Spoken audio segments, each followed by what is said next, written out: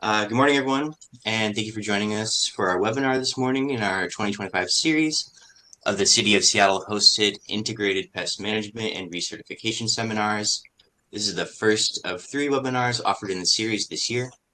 My name is Jacob de Guzman. I use they and he pronouns, and I'll be your facilitator this event. Currently, I'm working as an out-of-class plant ecologist for the Green Seattle Partnership at Seattle Parks and Recreation, and permanently I'm a gardener at the South Central District. I'm just one of several members of the IPM webinar planning committee, so just know there's a whole team behind today's production. We're going to start by going over some brief instructions for the webinar, including how and when to submit your information to receive your WSDA and/or ISA credits. So on the right-hand side of your WebEx window, you'll see where it says Panelist, Chat, and Q&A. You may have to click on an arrow on these features to get them to expand. If you don't see the Q&A box on the right-hand side of your window, you can find 3 little dots in the bottom right-hand corner, and you can click on them to open the Q&A. We're going to use that Q&A for questions, for speaker questions after their presentations. If you have a question for one of our speakers, please use that Q&A function. Don't use the chat. There will be time at the end of the presentations for questions. If you're having tech issues, please send us a message through the chat, and we're going to do our best to kind of help you out there. Another thing, if you're like me and you want to turn on the closed captioning, there's a little box in the lower left-hand corner with 2 little C's on it. Click on that and WebEx will auto-generate captioning. This will also help if you're in a big room watching with multiple people. And as a reminder, you must be registered for this webinar to receive WSDA credit and/or your ISA credits. If you're not registered, if you don't know you're registered, you can contact Bridget Kelsch. So for getting those credits, in order to receive recertification credits, we need your license number, so have that on hand, and proof you attended the webinar. And how we'll get that is like this. At some point during each hour of each webinar, there will be a slide with a code word and a link to a Microsoft form. Those who want credits will fill out the short form, including your code word, name, license number, and your email. Each code word is going to be worth 1 credit each. So for those of y'all watching from a shared screen, you can access the code word with your smartphone via the QR code, or you can type in the link that's posted on the code word slide. Bridget is also going to share it in the chat. Attendees can enter their information on any smartphone or any computer. It can be someone else's. We're just not going to use that shared screen form anymore. So you're going to need to submit that code word for each presentation. That'll be 3 times. Keep your license number handy through the webinar. And as a side note, we're going to use that same link for submitting each time. So you can keep the link open and submit a new entry when the next code word appears. We check the code word against the time that you entered it to prove you were there. So please enter it before the end of the first break for each slide. So to kick off, you want to go to the next slide, Bridget, please? Yes. Thank you. So before kicking off, we all want to acknowledge where we are in the story. So I'm going to invite y'all to join me in recognizing that we are on the ancestral lands and waters of the Coast Salish people, specifically here in Seattle, the Muckleshoot, Duwamish, Suquamish, and Snoqualmie, who are still here and have stewarded these lands since time immemorial. I want to recognize and thank them before beginning this event, and I also want to say that acknowledgement is just an elementary first step, and I encourage all participants to dig deeper, learning how to best support Indigenous folks and their treaty rights. So at this point, I'm going to have Chris start sharing his screen and have Bridget stop sharing hers. I'll give Chris's intro here while he's pulling that up. So in our first presentation, we're going to hear from Chris Rippey on the complexities of oak wilt in the Midwestern United States. Chris has over 25 years of experience in the field of arboriculture. He's the owner of the Missouri Arborist Company out of Sedalia, Missouri. Chris is a registered consulting arborist with the American Society of Consulting Arborists and a board-certified master arborist with the International Society of Arboriculture.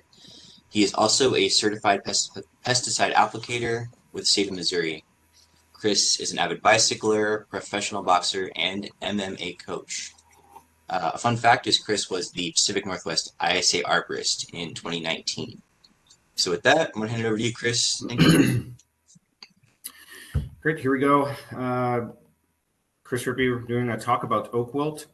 I have a lot of slides to go through. Usually I don't practice my presentations. This one I practiced a lot, and we're going to be pretty tight on time. I've got a lot to talk about. And so I'm doing this talk as a practitioner. I am out in the field diagnosing plant issues and treating them. And so this talk is going to come from the perspective of somebody who's out there doing this work. But most of the things that I'm going to say here today, I'm going to cite research on, so that you know that they're legit. So when you run into oak wilt, if it ends up moving to the Pacific Northwest, you have research to cite, and then you can build your own experiences with this problem like I have. First off, I just want to start on what oak wilt is. Oak wilt is a fungus. It's Brettzelia fagocerum.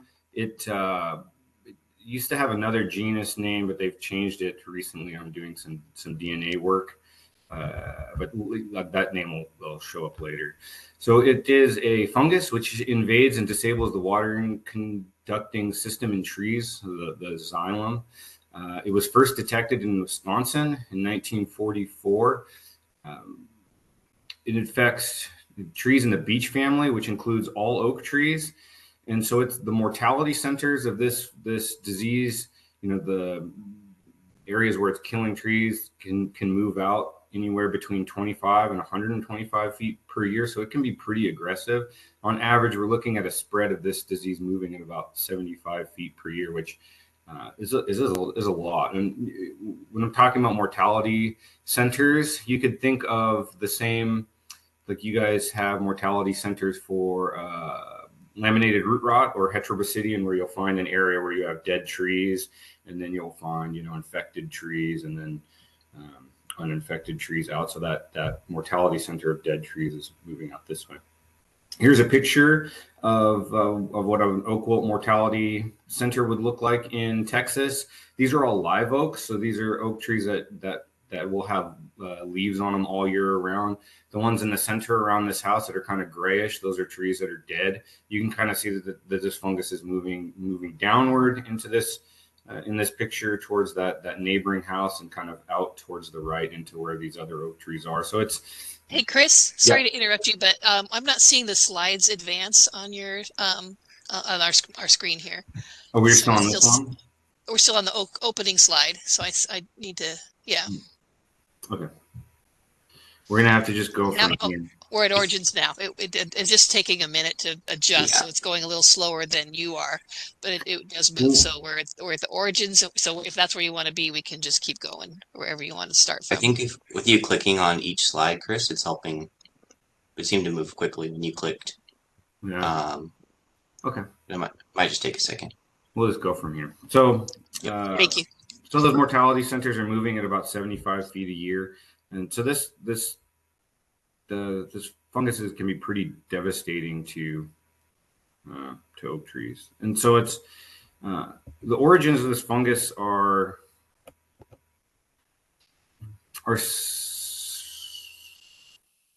they haven't exactly drilled down where this fungus came from. Here's a great study that summarizes the two hypothesis and where they're thinking it came from. It's a study from 2008 by Dr. Jenny Jeswick. She's from the University of Wisconsin. And so the two different thoughts on where this fungus came from is either that it's a native fungus that, because of increased disturbances, changes in lands and forestry management practices, have created favorable conditions for this disease to work its way around and kill more trees. And the evidence to back that up would be that some native oak trees are relatively resistant to this fungus. And so that's the data that's supporting that native origin hypothesis. The other one that they're thinking makes more sense, that this fungus being introduced, is that there are a lot of oak tree species that are very susceptible to this pathogen, but they're most convincing data is that they've looked at the genes of oak wilt and have said that it's kind of got a bottleneck in it adapting to become more destructive, and so they're thinking that evidence is suggesting that it is an introduced pathogen, probably from Central South America or Mexico, and so there's a link there to that study. And either one of those things could be possible, and what is really helping this disease move around and become more and more of a problem here is something that we're seeing out here in our plain states called green glaciering. So what it is as our urban centers are moving around and we're getting more and more trees that are moving into what used to be prairie, it's creating areas with more trees, and more of these trees are interconnected, and so this fungus is moving around easier.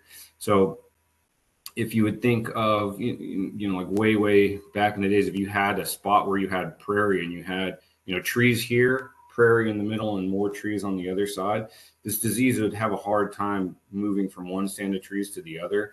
As those trees are kind of growing more closer together, you're going to have an easier spread of that disease because that grass isn't there. Also, that grass is going to burn a lot, and that's going to keep a lot of your young trees down from moving in. And oak wilt is a very sensitive fungus. The fungal mats die at like 88 degrees. So some thought that fire may have actually sanitized areas from this fungus. And so just as trees are becoming more prevalent in our prairie areas, we're seeing more and more oak wilt around.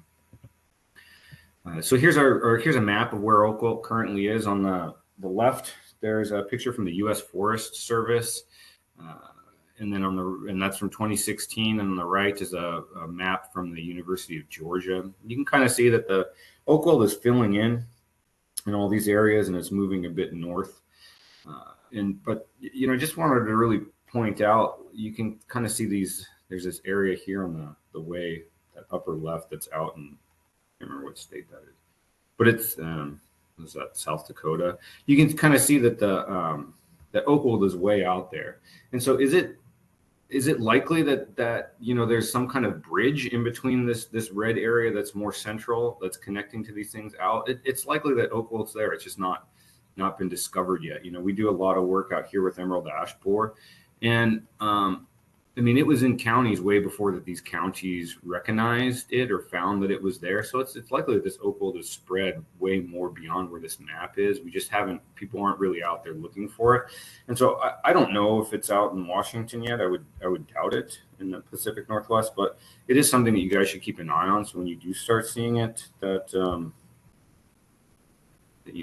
have something to go on. We ran into this problem where you guys kind of know in the Pacific Northwest, you ran into the sooty bark disease, which, a few years ago when I was working out there, me, Mark Malone, who's on this thing, and Nick Johnson really found that fungus in the city of Seattle. And then you ended up having, the universities and such grab that work that we started and moved it on. But we just kind of found that outlier of that fungus out there, and it was likely that it had been there for a long time. And so it's the same thing with oak wilt. I don't know if it's in Washington or Pacific Northwest, but it's likely that it's in more places than that are shown on this map. So how does oak wilt move around? It moves around kind of like if you think of the same way that Dutch elm disease moved around. Oak wilt does the same thing. It has two modes of transportation. One is above ground spread. The other is underground spread. Underground spread is visualized here in that image to the left. You get a sick tree.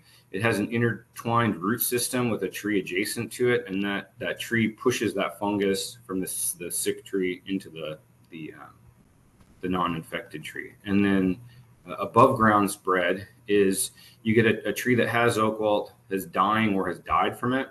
The oak wilt will form a fungal mat. This fungal mat smells very sweet, and you'll get beetles that will fly in under the bark. It'll find that fungal mat. It'll start eating it, get fungal spores on its wings, and fly to a tree that has an open wound, either from like a cut or a branch that naturally broke off in the wind or something. And so that's how you can get, above ground spread. So your underground spread is going to happen really close to adjacent trees. Your above ground spread that can go as far as these beetles are going to fly. So your disease cycle can be broken up. It's to do above ground spread with oak wilt, you have to have a formed fungal mat, and you have to have a beetle present to land on that fungal mat and fly it around. And so there are only certain trees, not all oak wilts, they have found, not all oak trees have been found to support fungal mats as they die. They've readily found fungal mats on oak trees that are in the red oak sub family. So these are your red oak subfamily contain pin oaks, northern red oak, scarlet oak. Those types of trees can readily form fungal mats as they're dying. They have also found fungal mats on Quercus alba, which is your American white oak, and then Quercus macrocarpa, which is bur oak. And so these trees, because they can form fungal mats, out where we're at, we're very quick to remove them. When they're dying, you want to, if you have a tree that gets oak wilt, usually you're going to see the signs come in May. We'll go into signs later, your symptoms. And so you're going to get these trees going to get infected sometime in May, start showing signs of infection. In a red oak tree, it could die in August, and that tree will sit there dead, and that fungal mat will form that next spring. So as long as we cut that tree down as soon as it dies, it's not going to make that fungal mat, which is going to take away that its ability to do above ground spread. And that underground spread issue, you're going to have intertwined root systems for that sick tree to push that fungus into a healthy tree. And so that the amount of grafted root systems from one tree to the other is going to depend on your site. A lot of areas in the United States that have rocky soils and stands where you have red oaks and you have a lot of different oak tree species mixing on a site, you can get much more volatile spread there. So an example would be like in Texas, you have very rocky soils where these roots are known to grow. You can find oak tree roots in Texas grow 30 feet deep because they're just really looking for water. And so they can and they have stands in Texas where you have, white oaks, live oaks, and red oaks all mixed in one stand. And so what can end up happening is you can get so say you have an infected beetle hits a red oak tree. This red oak tree gets oak wilt, it dies, it pushes that fungus into an adjacent white oak tree. That white oak tree gets oak wilt. It's not going to make a fungal mat, or maybe it doesn't make a fungal mat, but it can push that fungus into an adjacent red oak tree, which then maybe that one does make a fungal mat. And because it's so far from your originally dead tree, it'll make that fungal mat and fly some above ground spread around. So it's really a mixture of your oak stands and then that shallow soil that'll cause a lot of underground spread issues. Going into what fungal mats of oak wilt fungal mats look like. There's a great classic picture of what you're usually going to find in the springs from the Wisconsin DNR. Your oak wilt fungal mats they look they're like diamond or football shaped. When they get mature, they're going to grow out a little fungal mat that's going to be black and gray. They smell very sweet, which attracts the beetles to them. You can kind of scrape them when they're in the when they form like that. Yeah, they'll smell very sweet, like a juicy fruit bubble gum. But you will also often find fungal mats, in different stages. You can find immature ones, like the images on the bottom is from my friend Kevin Belter's website. He's an arborist out of Central Texas. He runs Arbor Care and Consulting. So here you can find immature oak wilt fungal mats. They're kind of just that white fungal mat, and then when they get mature, they kind of pop out the fungal mat and they start aging, they fall apart. And a lot of times on dead trees, you're finding what looks here on the right is just kind of like a dark staining with some gray in it. So you always go out and looking for fungal mats when you're trying to identify oak wilt. The other things that you can find, general diagnosis for oak wilt is tyloses. So what this is the trees. It's the self-closing of adjacent cells via a tree enlarging its parenchyma cells. So it's kind of doing this to, it's closing off its xylem to protect the tree from either disease or decay infection. So this is, I believe, what they call wall 4 in the coated system. And so in the tree kind of self-doing that, it's kind of choking itself to death, but it's and it'll leave a discoloration in wood. So a lot of times, like when you look at oak wilt, I kind of see some leaf issues, which we'll go into in a second. There's leaf discolorations or signs of oak wilt infection in the leaves. You'll cut a branch off, you start scraping it, looking for staining inside of that wood. It's the same process that you do when you're looking for verticillium wilt. You can also look if you're thinking that your tree got infected from like an underground spread from intertwined root systems, you can take a drill at the base of the tree and then look in that hole that you made and see if you can find tyloses in there. So that's like a good identification key for oak wilt. Another thing is looking for canopy dieback. Elk will kill these trees pretty rapidly, especially in red oaks. And so you can find trees that are all the way flagged out. You can find them with a big uniformed dieback in a canopy, maybe one side or top down. That's what you're usually going to find in red oaks. And white oaks, you'll kind of see scattered dieback throughout the canopy. There's this great picture here in the third from the left. You can see this in the image, third from the left. And the tree to the left, it looks very severely declined.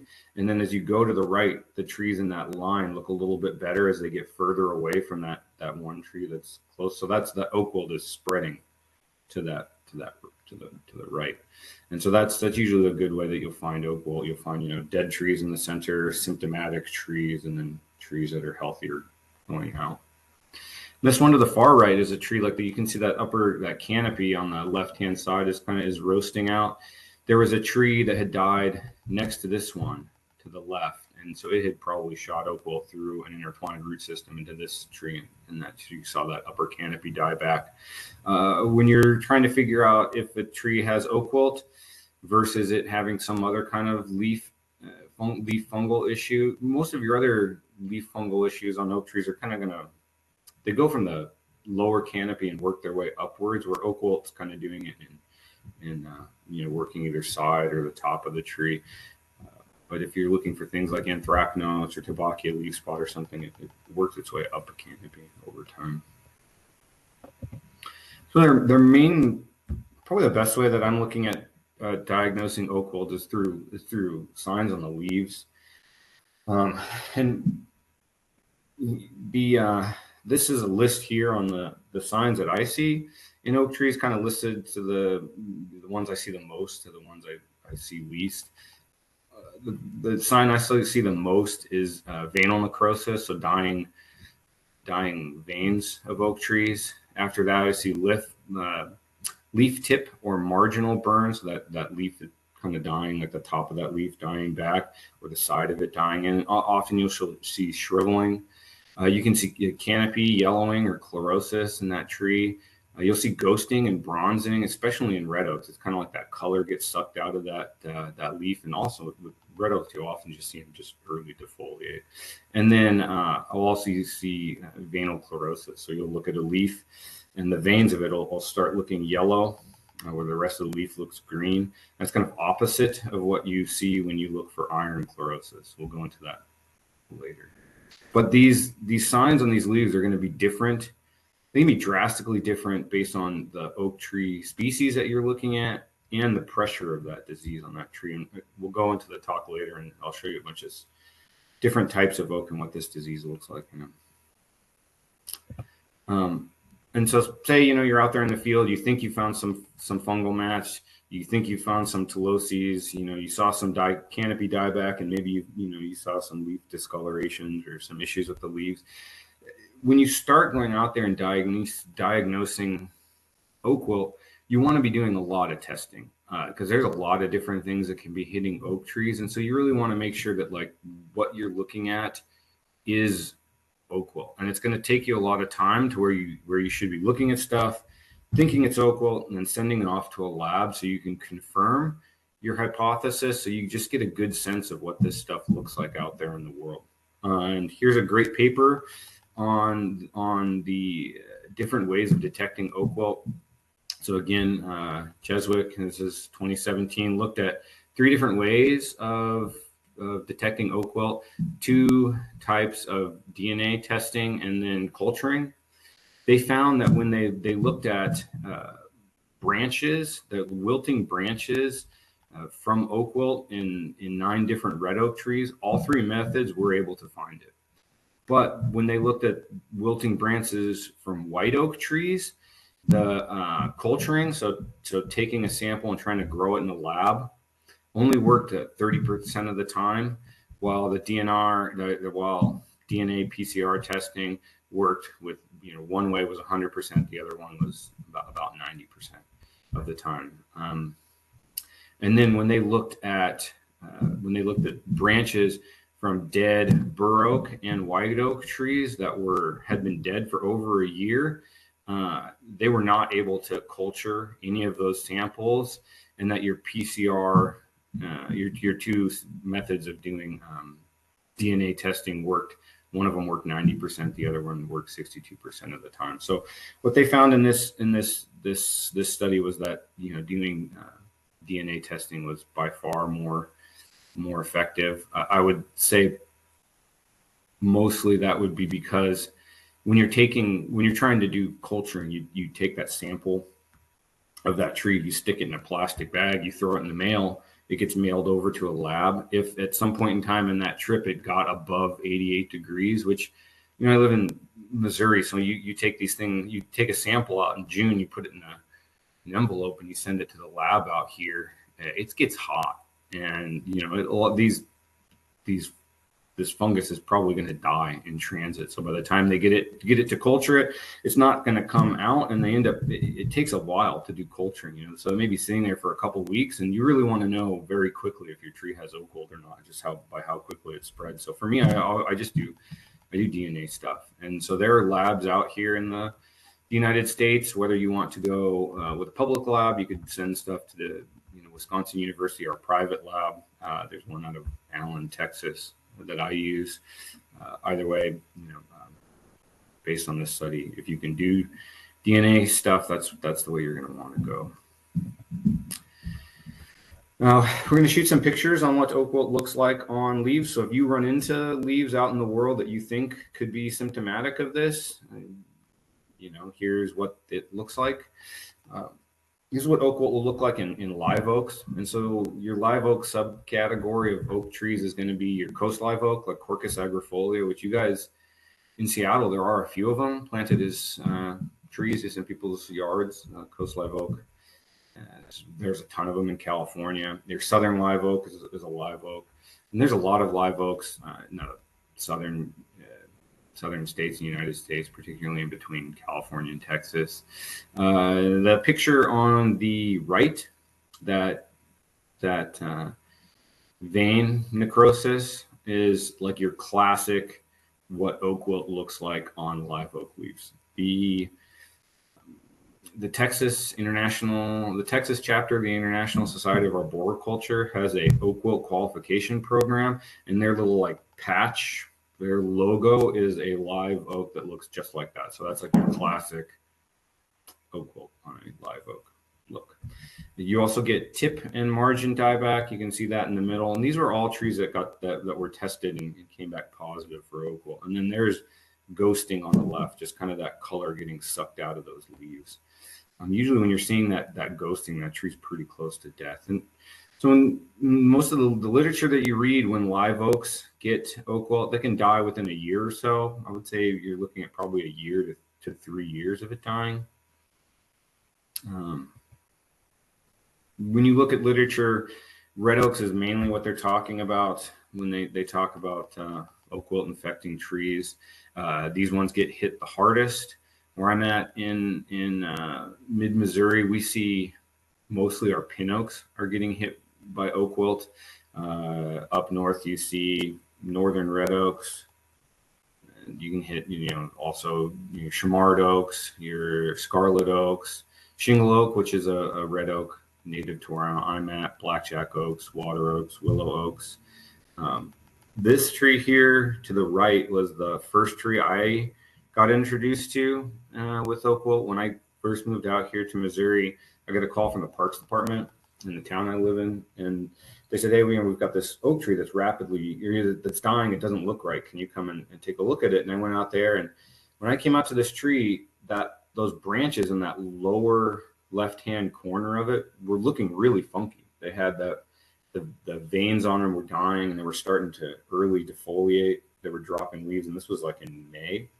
And I looked across the street from there, and across the street there was a line of trees, not in the median, but in the parking strip, the space in between the road and the sidewalk. And you had stumps, so dead tree stumps, and then there was like a tree that was mostly dead, and then a tree that was half dead, and then across the street was this tree that was starting to show signs. And I was like, I looked at it, I was like, man, it looks like something's marching down this street and killing these trees. And so I spent a bunch of time trying to figure out what this tree was. And I ended up coming across oak wilt, and I said, well, mate, that's what this looks like. And so I did some DNA testing. It turned out this was the first case of oak wilt that got confirmed in our town. And so this tree started showing signs in May. It was about a 38-inch tree. I'd say it's about 75 feet tall, 38-inch in diameter. Started showing signs in May. This thing was stone dead in August. And so, this tree was in the middle of a park that is full of pin oak trees. And they were like, well, we have to make sure that this doesn't kill the rest of the trees in the park. So, we took it seriously and did a bunch of things at it. But just by how quick that tree died, I was like, I need to understand this disease and get on it early. And so that's kind of where I jumped into doing oak wilt and been ringing the bells about that in Missouri ever since. And then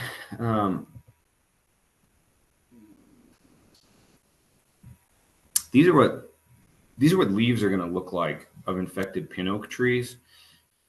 This was a leaf from that very first oak tree that I found in Sedalia. It's got that veinal necrosis over there on the left.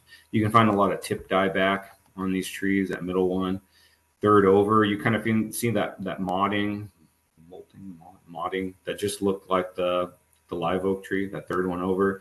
And then that ghosting or that bronzing where that color gets sucked out of those trees. Usually they'll fall on the ground when you see them on the right. The trees are defoliating. So oak trees in that red oak subcategory will tend to foliate early, where the live oaks and even the white oaks don't. So you'll go up to a tree that's in July or early August, and all the leaves are just dropping off that tree like crazy, and that's usually a tree that's going to not leaf out that next year. Here's what it looks like in red oaks. You'll see tip dieback, the same things. I'm modding on the ghosting on these leaves, falling on the ground. That tree to the left could also have anthracnose in it or tubercular leaf spot, but I threw that picture in there because that tree was confirmed to have oak wilt. So even though that these trees may also have anthracnose or tubercular leaf spot or something, they still also have oak wilt.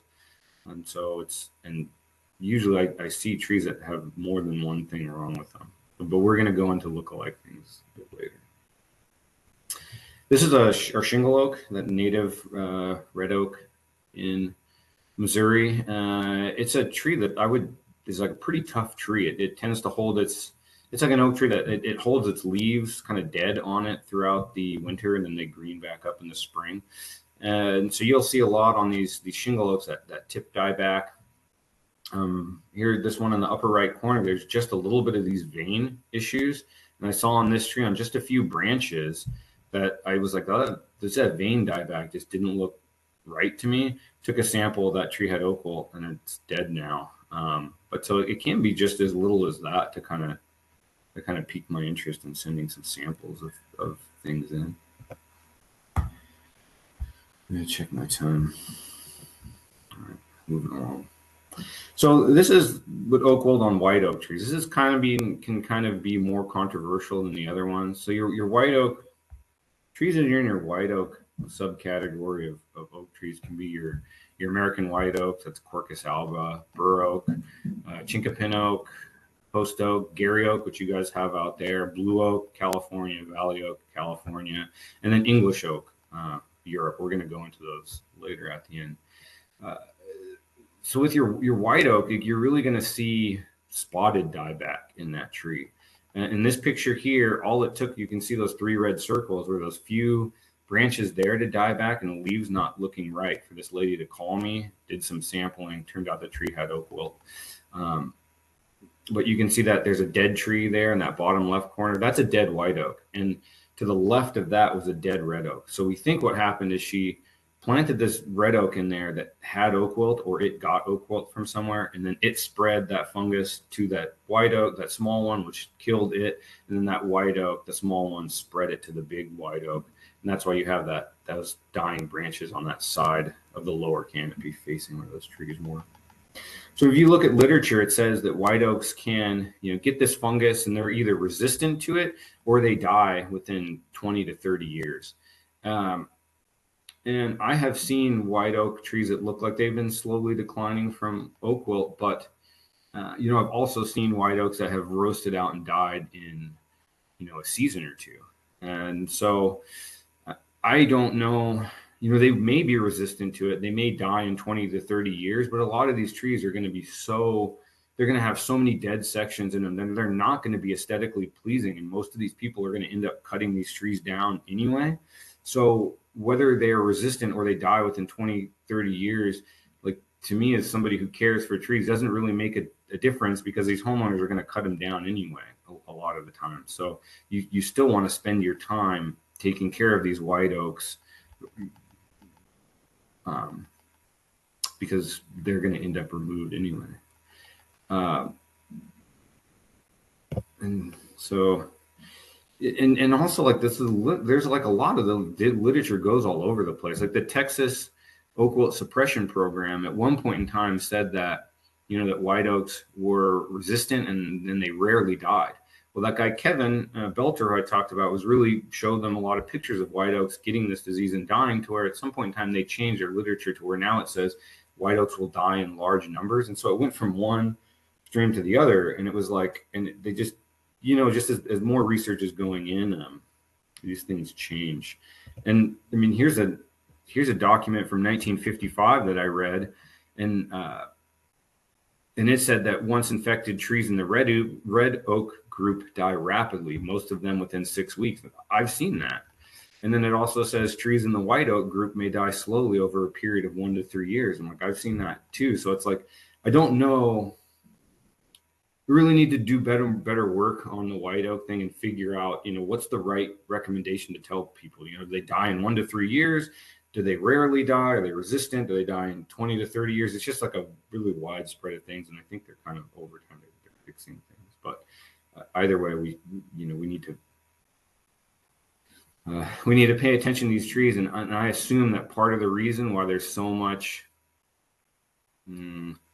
there's so much differing opinion of them is because when I talked earlier about the culturing, that, a third of these white oak trees, when they were infected, they tried to culture them, like they didn't work. Well, so over the years, if you were trying to do that and you're missing 2/3 of the white oaks that were infected with oak wilt, and all you were doing was culturing, you're going to get the sense that they're not getting it that much, when in fact they are. It's just your culturing procedure doesn't work with them. But so now with PCR and DNA stuff, I'm hoping this gets better. So here's what oak wilt looks on white oaks. You see tip dieback, ghosting on the right. These trees all had they were all confirmed to have oak wilt via DNA testing. There's a chinkapin oak, looks like on the left. And then swamp white oak, you guys have some of those out there on the right. I just want to throw a bunch of pictures of you guys so you can kind of see them. So if you see oaks looking weird out in your area, you think, oh, maybe this is what it is. And you can see those swamp white oaks, just that little bit of dead veins in there got me to send some testing in on that tree and came back in positive. Bur oaks, there's some pictures of bur oaks. This one on the left could be Tabacia leaf spot. We're going to go into that very quickly. The one in the middle, could be bacterial leaf scorch. But regardless, when these trees were all tested, they all had oak wilt. So I threw them in there. The one on the right has that classic tip dieback of the bur oak. Now we're going to talk about some things that are not oak wilt. Iron deficiency is not oak wilt. It can. Trees that are iron deficient can also get oak wilt. I see this a lot. You have trees that have a lot of different things. Iron deficiency, you're going to see a big yellow tree. Your leaf is going to look, pale green or yellow. The veins are going to be dark green. Bur oak blight, Tabacia leaf spot. Bur oak blight is here on the left. You kind of get that pie, that wedge-shaped dieback on the trees, and you get in between that brown wedge dieback and the green of the leaf, you kind of get that yellow zone. And so that's bur oak blight. Bur oak blight is a type of Tabacia. It just hits bur oak trees. This tree, I also saw some dead veins in it that didn't look right to me. I did a test on this tree, came out positive for Tabacia and oak wilt. And then the ones on the right, those are pin oak trees that have Tabacia leaf spot and iron chlorosis. So that tree got tested, did not have oak wilt. It just had Tabacia and iron deficiency. So those, usually you're going to see it's on those tips, it goes straight back to that vein. But I still just do testing. I test a ton of stuff. So you also have bacterial leaf scorch. You can see that in the bottom. Margins of the leaves are dying. The veins of the leaves stay nice and green and healthy still. In anthracnose up top. Any of the Tabacia, anthracnose, and bacterial leaf scorch, they usually move up the canopy. They'll start low and move up.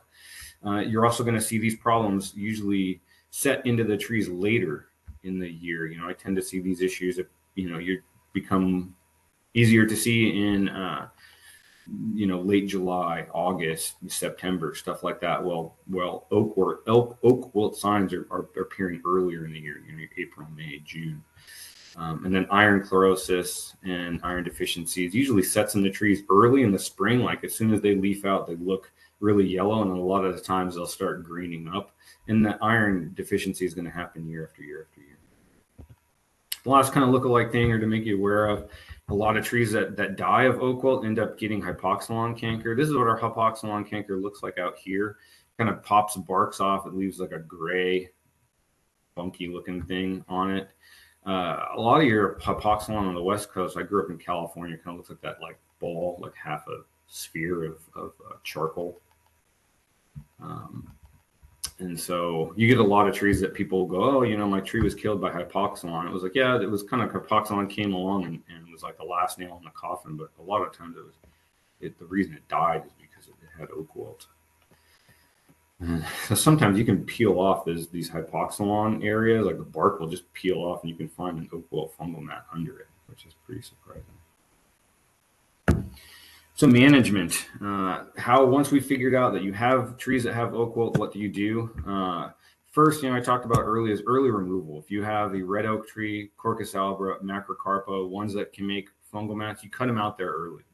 And immediately, as soon as you remove them, especially if they're a live tree, you want to grind the stumps or treat them with a herbicide like Garlon 4, because it'll kill that root system and it stops that tree from pushing that fungus around. A lot of these trees, when you cut them down, they really start panicking and moving stuff around that stump a lot, and they tend to see it'll push that fungus out to adjacent trees a lot quicker. So we cut them down, grind the stump immediately.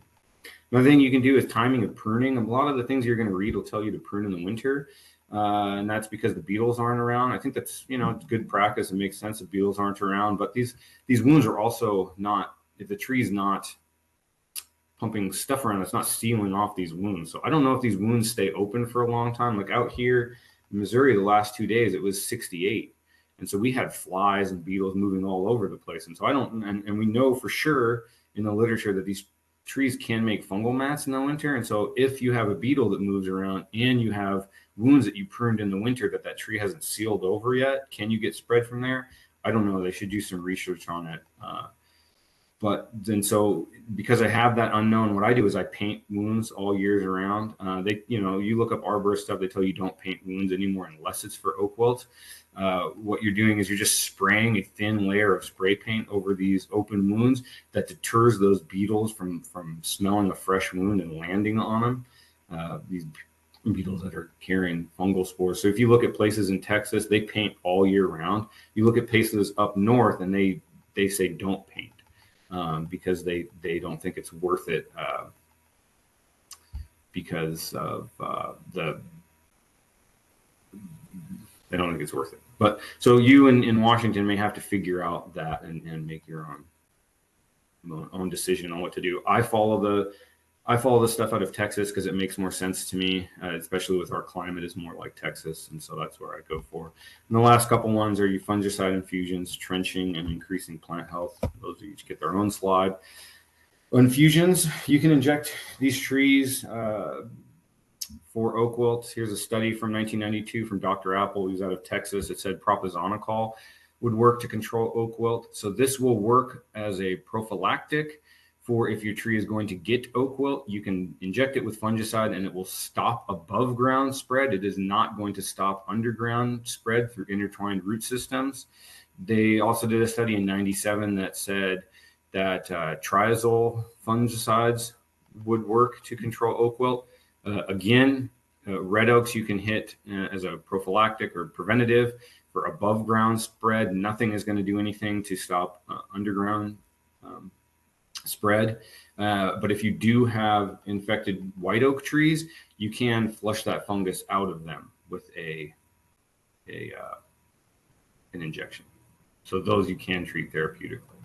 The three things that I know that are labeled to control oak wilt are Alamo, Propizole, which are both propizonicol, and then Tebuject, which is so Alamo and Propizole are made by Syngenta.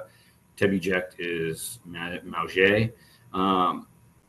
I get kind of worried that, a lot of these trees have been injecting since, they've been injecting trees since 92. And so I don't know if, say you started injecting a tree in 2000, you've been injecting it with propizonicol for 20 years, is that tree getting resistant to it? So maybe it's worth, doing some studies and looking at kind of switching this stuff around. Maybe you do some propizonicol and then maybe you do some Tebuject and move it around just so these trees aren't getting resistant. I kind of get worried about that we're all just using propizonicol all the time.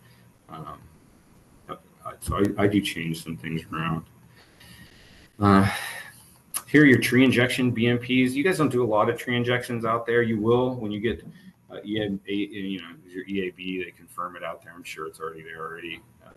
But you'll be doing micro injections. What you're doing with oak wilt is a macro injection. So the same thing that you do for Dutch elm disease. And if you look at your tree injection BMPs, it tells you the root flares are the preferred location for injection due to better wound closure, uniform distribution. You have to watch out because if you do excessive pressure on your pump system, it'll hurt the trees. You have to dilute these chemicals properly.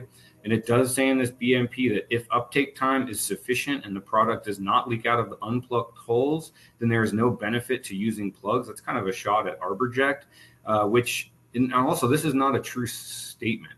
I inject pine trees for pine wilt, and you get a huge benefit using an ArborJect system in pine trees because you can push the pressure up more. So,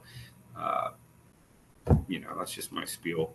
It lists here infusion rates. I just found this was kind of funny that in the BMP, they listed infusion as 1 to 3 PSI, low pressure is 4 to 5, and then above 16. as a high pressure. So if you do a injection at like 20 psi, like you start blowing out T's of these systems. But like you can buy from Rainbow Eco Science, their macro infusion system can shoot PSIs up to like 30 or 40. So it's like, I don't know, shouldn't it be called like a injection system rather than an infusion? I don't know. But Hey, Chris, I just want to let you know you have about 5 minutes, just a little heads up. jump in on it. So cloud cover, high humidity in soils and things like that are going to change your uptake in trees.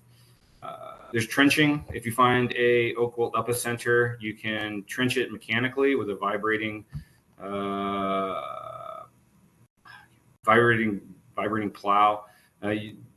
There's also, they're looking at doing herbicide, ways of controlling it with herbicide trenching. You can look up that name there, BRUHN, the Brune method, herbicide injection. I think that's going to be something that they're working on coming around.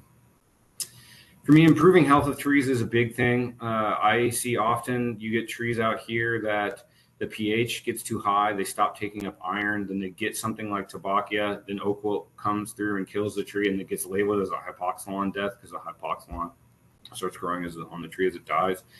So anytime I'm looking at oak trees, I have a little Blue Labs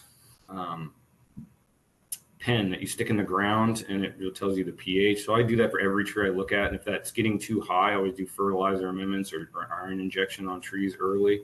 So I do a lot of Cambistat treatments, help improves, help solve leaf disorders, which I think improves these trees early so they don't get oak wilt.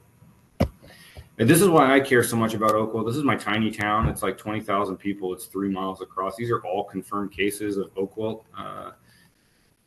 through DNA in our town. That's a lot. And so that's why I push the pedal on it. So why should you guys care? I mean, here's in our town, we've got oak wilt starting to go down our main street, killing big pin oaks.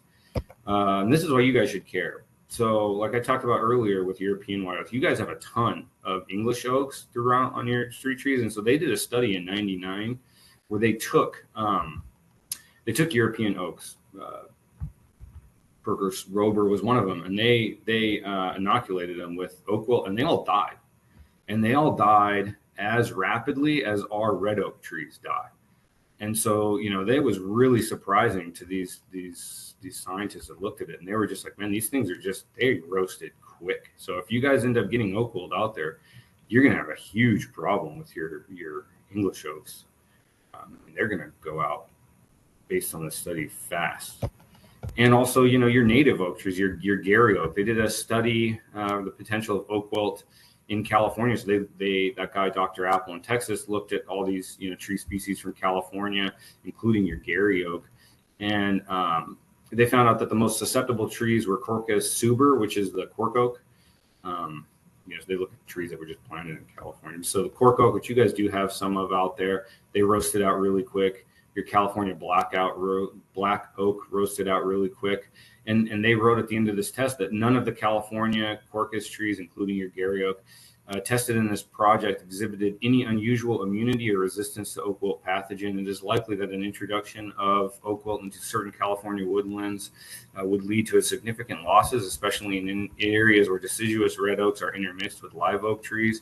Examples of such stands are common in California. They're also common with you guys south of Tacoma. There's a ton of stuff like that. So you really want to be on the lookout for this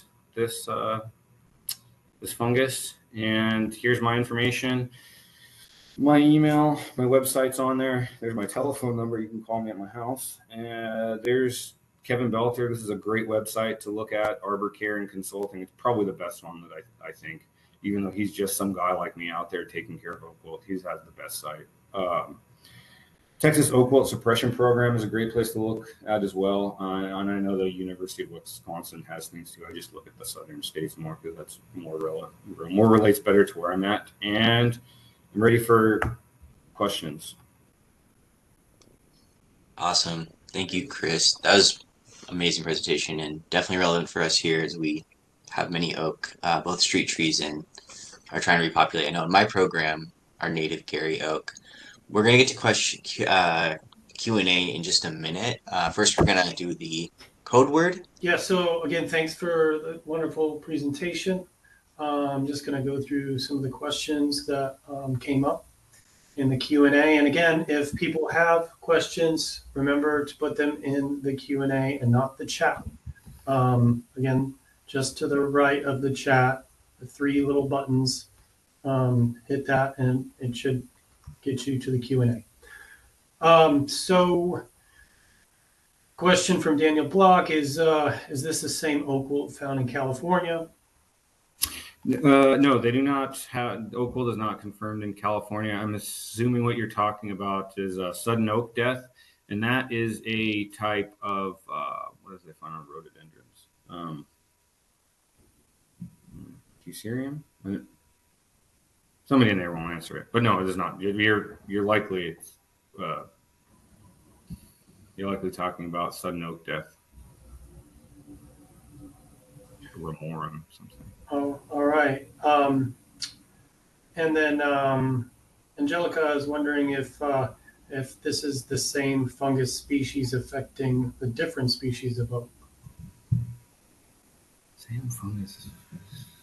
Yeah, so so when they've done tests out in Texas, they took different pockets of oak wilt from around areas, and they found that it was it's like different genetic organisms of this different individual organisms of like that same species of oak wilt, and so they can be more aggressive depending on just whatever that individual genetic species is.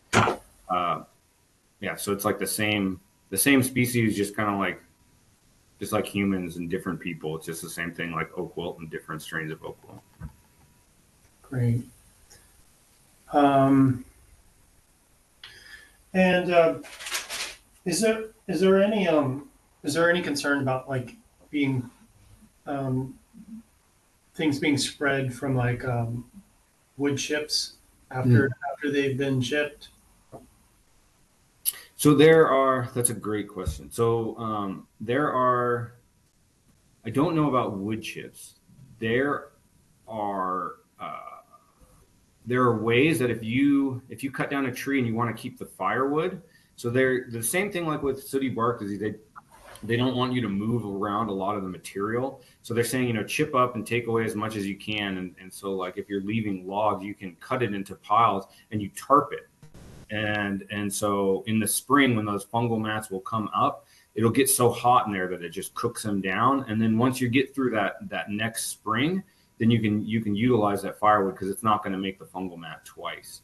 So that they do that. And then you don't have to worry about spreading oak wilt on tools. They did tests where they took, they took oak wilt, they cut it with pruners and then tried to prune like other trees with it. They did it with saws and other things, and it wouldn't spread. They're thinking that because that action of cutting, like as it's going in there, it's just creating enough heat where it's, because oak wilt it dies at such a low temperature at 88 degrees that even just the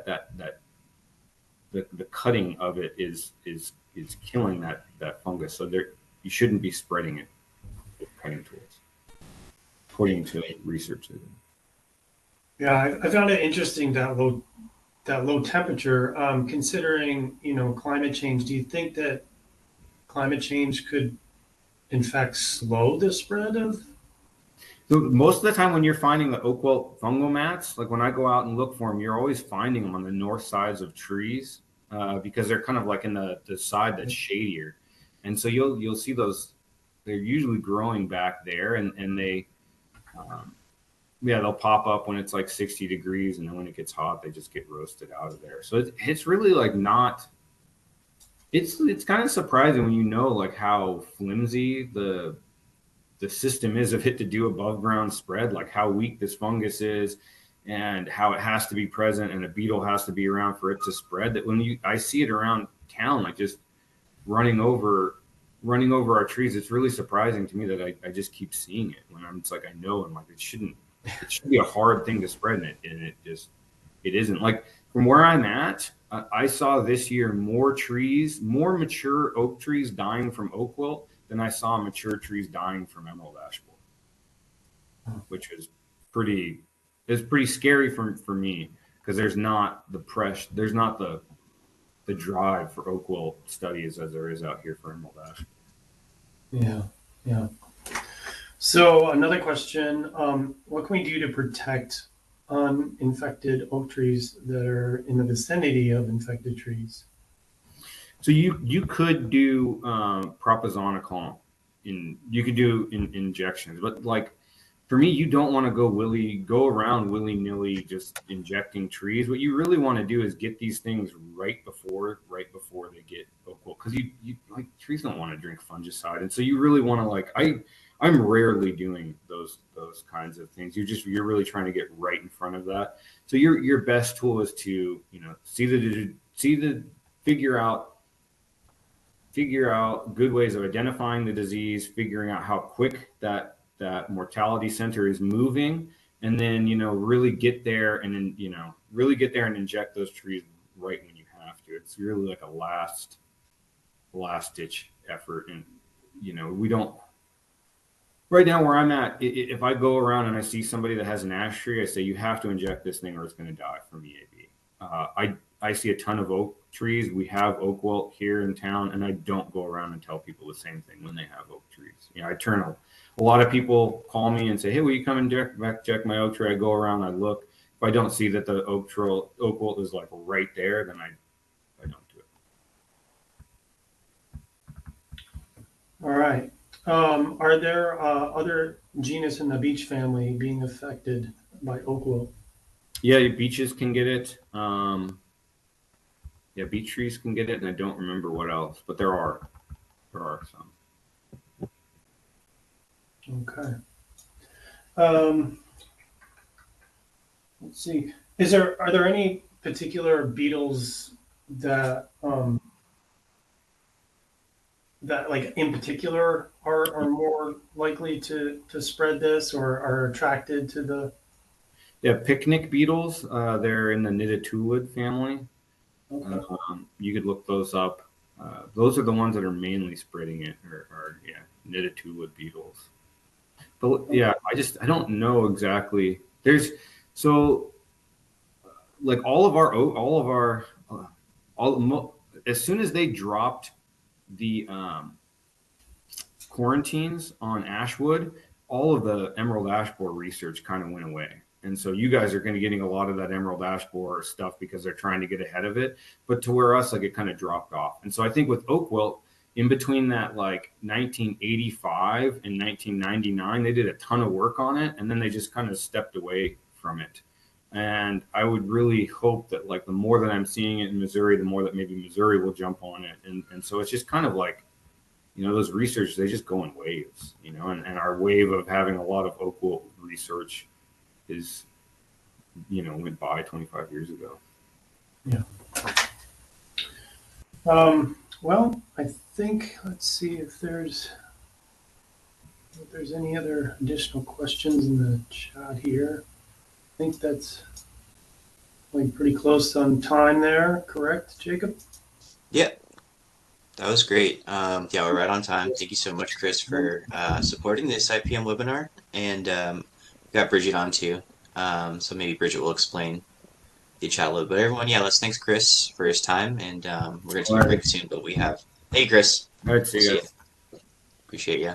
Yeah, Chris, that was great. Thank you very much. All right, y'all, welcome back.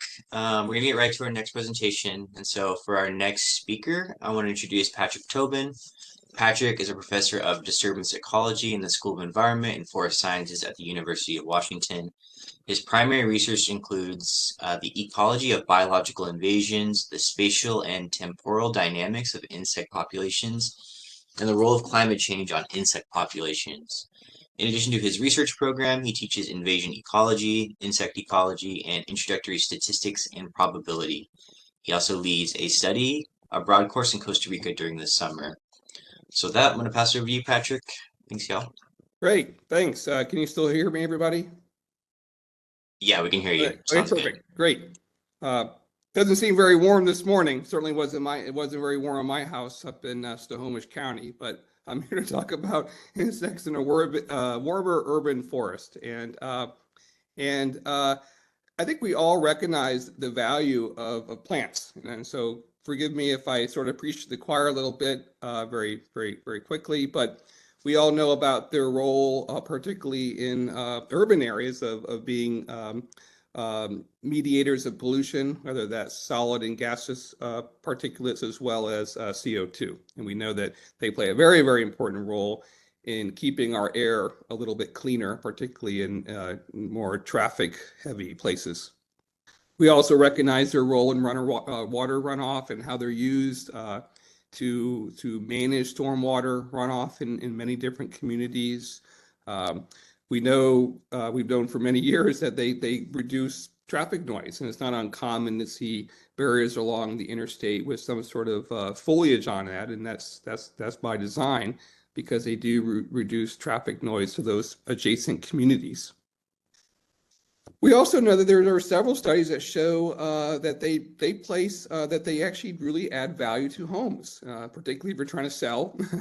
And real estate agents would commonly provide some of the value of the home based on landscaping. And a well-landscaped yard is going to pull up more value than a yard that may not be as well landscaped. And that's in addition to some of the cooling costs that can occur by having shading next to your house in terms of a tree and so forth. And that's particularly important for us in Seattle, because I think we are still in terms of large cities in the US, I think we still have the lowest proportion of homes with air conditioning. That might be changing as we move into the future, but I think Seattle and Portland tend to be among the larger cities in the US that have a much lower proportion of air conditioning in homes. Historic values, and I was I've been part of, when I was previous to UW, I was with the Forest Service, and I was fortunate enough to be part of a lot of different restoration efforts, and one of which was at Fort Necessity Battlefield, which is just south of Pittsburgh, and it's also where George Washington had his first military command when he was a young officer with the British Army. He suffered a horrible defeat, but that was okay. That was the beginning of his career. But as part of that restoration effort, there were trees there that were called witness trees. They had been there at the time of that battle in Fort Necessity. And if you're familiar with Anne Frank's diary, she wrote of this, in her diary, she wrote about this horse chestnut tree that was outside her window. And unfortunately, that tree died a few years ago from a non-native insect that was facilitated a fungus. But saplings from that tree were distributed around the world, and Seattle got one of them. There's actually a sapling from that tree that she wrote about in her diary at the Peace Garden in Seattle Center. And lastly, trees have values that are hard to quantify. And again, I was involved in studies in the past with forest economists when we were trying to determine what people were willing to pay to save their tree against an invasive insect or an invasive pathogen. And the responses are all over the board, of course. You know, some people would talk about how that tree meant so much to them, and their children grew up playing in that tree and swinging from the tree and climbing the tree, and now their grandkids are doing that.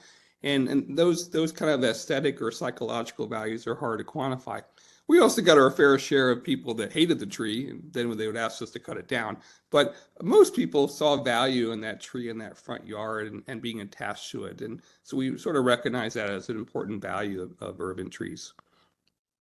Urban, we become a much, we are urbanized country, and the Western US is leading the way in recent years. This is census data up into 2010. I'll show 2020 shortly.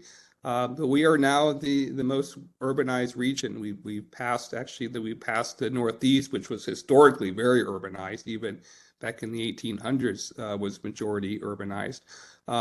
And we probably will continue to lead that way. In fact, if you look at the 2020 census, Washington, Oregon, especially California and Nevada, we're leading the country in the proportion of people living in cities. And there really aren't that many states left where a minority live in cities. There's only, I think, 4 states remaining: Mississippi, West Virginia, Vermont, and Maine. The rest of the country, the majority of the people live in cities. And there's nothing inherently wrong with that, but it does mean that we're used to warmer areas. And we probably all know about urban heat island effects. And due to reduce vegetation cover in urbanized areas, as well as a much higher rate or much higher proportion of impervious surfaces that sort of absorb heat, like pavements and concrete. Urban areas are hotter. They're hotter during the day, and they're hotter even at night. And in some cases, there's not much cooling effect that goes on in the evenings. And if you're here in 2021, you reckon you know this quite well from the heat dome effect and how really miserably hot it was, particularly in these urbanized areas. And people were escaping to sort of natural areas to sort of cool down. Although I can assure you, I got a woodlot in Snohomish County. It wasn't much cooler in the shade for me. It was a little bit cooler, but not much during one of these extreme events. So what might we expect here? Now, sort of switching gears to what we might expect to see in a world, sort of a warmer urban forest, and this is really irrespective of climate change. We could pretend climate change doesn't happen, isn't occurring, and these factors would still be a reality just by the fact that we're living in urban areas that are going to be warmer. And one thing is the effect of on plants, the direct effect on plants. And you probably would have a hard time finding an urban tree that wasn't stressed in some regard, either through lack of water acquisition because of the way it's planted along a street, or pollution, or people banging on them or climbing on them and so forth. And so plants in the urban environments are generally stressed, and that affects their capacity to defense. And I'll talk more about that shortly. There could also be sort of alterations in food webs, and some of those food webs might include organisms that are serving as very important biological control agents. And so how do we deal with urban areas that might have some sort of cascading negative effect on the food webs that may otherwise be present in a less urbanized area? I'll talk about that as well. And the third thing I'll talk about is more of the direct effects of warming areas on insects in regard to their reproduction and generations per year. So let's start with the first one. How does warming areas or warmer urban forests affect sort of plant stress and that capacity to defend? And this is not new information. We've known, we being the human species, we've known that drought plays an extremely important role in affecting insect outbreaks. And this goes back, these are a couple of papers from the 80s and 90s, and this is really based on information that was known since the late 60s and the 70s. And in the 1990s, there was a very influential paper called The Dilemma of Plants to Grow or Defend. And this is a very long, it's a monograph, so I'm not going to go into all 40 pages, but the premise is that if you think about plants, they're photosynthesizing, they're producing these metabolites. And under this framework, which is known as the growth differentiation balance framework, but under this framework, well, it's more of a continuum, not just sort of a binary response, but those metabolites can be used in what we call primary functions, which for plants would be growing and reproducing, not too different from the primary functions of any species. And the other thing it can do is anything else. And one of those things that it can do that falls in the anything else category is defending itself. And that could be defending itself against something trying to eat it. If you run into a tree with your truck, the tree has to respond to defend itself from infection from that wound. That's a defensive response. So there's these metabolites, and trees are limited by how much they can photosynthesize, depending on water availability and so forth. And so there's this sort of, I wouldn't call it I guess the paper, the title sort of makes it sort of anthropogenic, or anthropomorphic, but there's two different outcomes that can occur. Either the allocation of resources to plant primary productions or to secondary compounds, which include defense. One of those things that the plant does is defend itself without any kind of a reason, so to speak. In other words, there are plant defenses that are what we call always on. And these are things that the tree or the plant is always doing. They're always producing bark. They're always producing thorns. Sometimes plants will do things to their leaves, like form these waxy cuticles to make them more palatable. Uh, Sometimes there'll be thorns, which, thorns don't do much for insects. That's really large. That's really more for larger mammals. But a lot of plants will produce these trichomes. And actually, this really cool graphic photograph you see was actually taken by a grad student office mate of mine about 25 years ago, maybe closer to 30. And it shows a tree hopper that's been entrapped by the sticky substance on the end of these trichomes. So these are metabolites that the tree is allocating to defense all the time. So they're already taking some of these metabolites and shifting them from these primary processes into defending. And that comes with a cost. There's a limitation. In other words, by doing this, there's got to be a reduction in the metabolites that can be used for these primary functions. In addition, plants will produce things in response to attack as well. So these are things that are done when after it gets attacked, or as it's getting attacked, or as we now know, sometimes as the attack is imminent, they'll start producing largely chemicals to act as deterrents for feeding, as well as that have actually killing factors. In fact, a lot of insecticides are based on plant compounds that are produced in response to insect herbivory. You've all heard of neonics, like imidacloprid. That in the tobacco family, plants that produce nicotine do so in response to herbivory. And they do it to kill the insect. So it's not too surprising that we've made some chemical insecticides over the years based on the very chemicals that plants are producing to kill insects that are attacking it.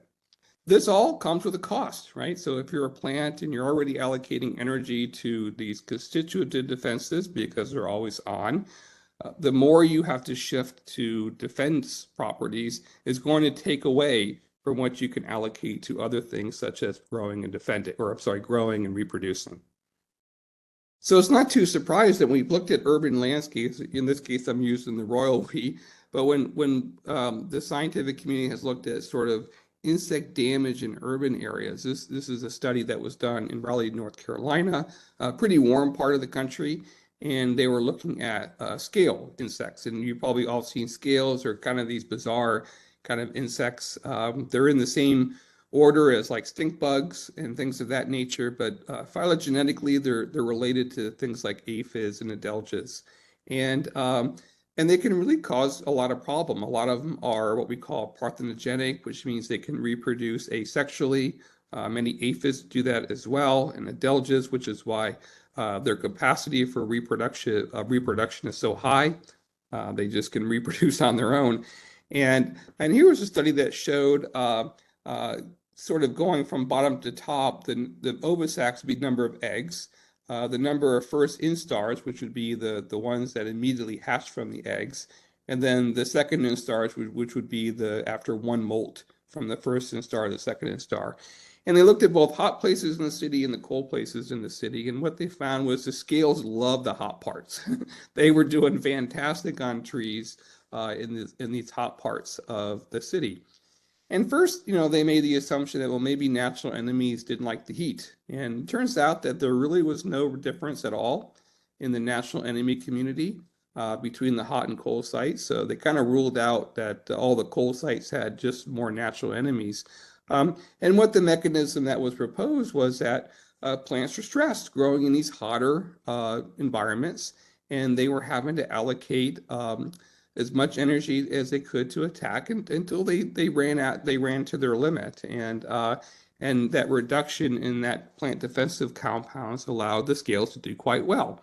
Whereas in contrast, the trees that were growing in sort of the cooler areas, they had enough of those energy reserves to keep allocating into defense. And so that was sort of the main mechanism there. And the response was pretty dramatic, as you can see from these graphics.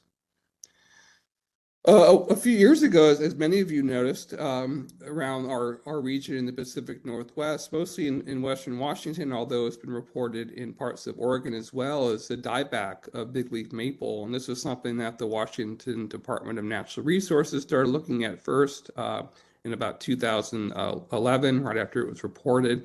And a lot of bigleaf maples around the region were were showing these signs of dieback, and these are not necessarily in old trees. They were, in fact, there was really, when we looked at tree age, it wasn't much of a factor, and we just started seeing this pretty remarkable dieback in big leaf maple decline. And one of the really interesting characteristics of this symptom was this sort of shrunken leaf syndrome. Whereas, we've all seen big leaf maples, pretty big leaf. I've seen some that were well over 1/2 meter in the largest length, or the width and so forth. And you can see how the shrunken leaf was pretty dramatic. And the immediate thought was there must be some sort of biotic agent. That tends to be what we think about when we start seeing trees dying. We think about, I remember actually starting my career with the Forest Service right as emerald ash borer was coming into Michigan in 2002. And that was the original thought. It wasn't that it was a beetle, it was actually thought to be ash yellow as a pathogen. But it still was sort of pinpointing this biotic agent. And usually that's not a bad place to start, because when you see like one tree and only one tree start dying back, you start thinking that there must be some specific insect agent or pathogen agent causing that. So I was involved in a couple of studies looking at this. And what we found was in all these sites, and you can see the map, all the areas that we sampled and so forth, we really could not find any consistent biotic agent anywhere. We did certainly find biotic agents that were more common at some sites. We would find some leafhoppers over here, maybe a little bit of a fungus over there, but nothing consistent, consistent at any of these sites that suggests a smoking gun.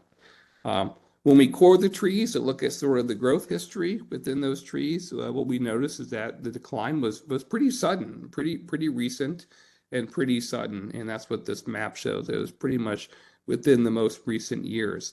And what we did find, the link that we did find, was that the trees that were dying or declining were in these warmer, drier sites, these more urban sites. And in some cases, again, we would find no evidence of any biotic agent. Not to say that there wasn't something eating the leaves. They were just such at a low density we couldn't detect it. And really but we did find some sites that, oh, this one's got some leaf hoppers on there. This one's got a little bit of maybe more of a fungus on it. What it did suggest is that these drier, warmer sites were resulting in just more plant stress, reducing its capacity to defend.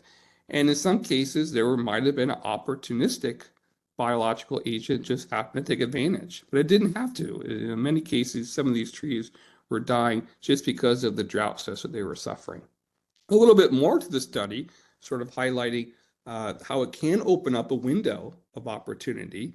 Back in 2019, this is one of my other graduate students started noticing sort of Christmas in July on big leaf maple. And you probably have all seen this by now, this powdery mildew that is pretty much everywhere all the time now. I see it every summer, every spring, summer.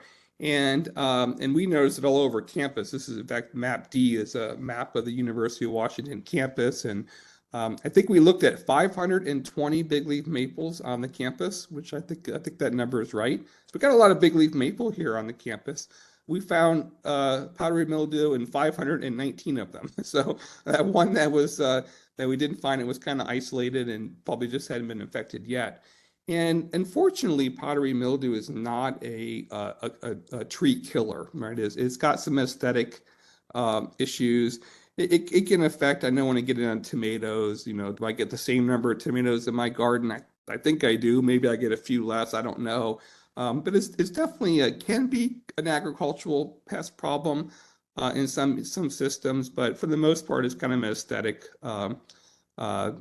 component. Fortunately, it's not a deadly pathogen or anything. And although it can further reduce its capacity to defend itself from other organisms, but in this case, it was just sort of emerged. It almost came out of nowhere, and we were really kind of interested as to where does this thing come from? And it turns out when we did some of the molecular work, we did confirm that the pathogen was a powdery mildew. No big surprise there, and we nailed it down to a specific species, Salvidia bicornis. And we also were kind of interested into what its general effect was. So we looked at infecting it on different species of maple.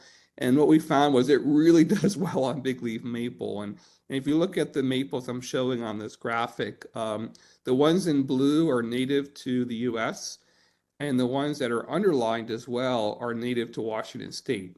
And the other ones are either native to Europe or Eurasia or Asia. And it really, really liked big leaf maple, and looking at the disease severity rankings. And in some maples, we had a really hard time infecting it on some maples, which was also kind of interesting. So it really was specific. I wouldn't say specific because it did do well on other species of maple, but it really, really did well on big leaf maple. We also started looking at herbarium records from around the world, where we can get them. And what we found was because we didn't know where this thing was coming from, that happens a lot. You get a new insect or a new pathogen, and is it native or not? Sometimes we can get that answer done pretty quickly, like, oh no, it's not native to North America. And the next question is, well, where is it native to? And that's not a trivial question. Sometimes we know, and a lot of cases we have to do a little bit of work. And in this case was an example where we had to do a little bit of work. And what we found was that the greatest amount of genetic diversity was in Europe, which tends to suggest that it has a European origin. Usually when you have a non-native species, anywhere it's introduced, you tend to get a reduction in the genetic composition, just because of the bottleneck effect as it gets transported. You can see the specimens in New Zealand and China sort of indicates sort of one introduction event with very, very limited genetic variability. So we figured out it was from Europe, so that was helpful. And we also figured out by looking at a specimen from British Columbia that we actually were able to isolate it off of a sample in the herbarium from a herbarium in British Columbia that suggested it had been here since 1938. So here's this pathogen just sort of laying low. And I'm sure it was out in the wild. It just probably was at very low densities where it wasn't detected, wasn't reported. But it had been here forever. So I would just say forever, but it's been here since 1938 and all of a sudden blew up very, very suddenly. And it sort of highlights that as plants get stressed, even things that are kind of sort of at low level densities can really see this window of opportunity being opened. And in this case, we were fortunate that it was just a powdery mildew. You can imagine the consequences if it had been something that was far more pathogenic, or an insect, for example, that was far more lethal. So what were our main conclusions? Well, it was caused by something that had been here for a while. It was introduced from Europe, probably on plant material. We don't know the introduction pathway or anything, but it wasn't uncommon for countries to trade different vegetation matter either for specimens.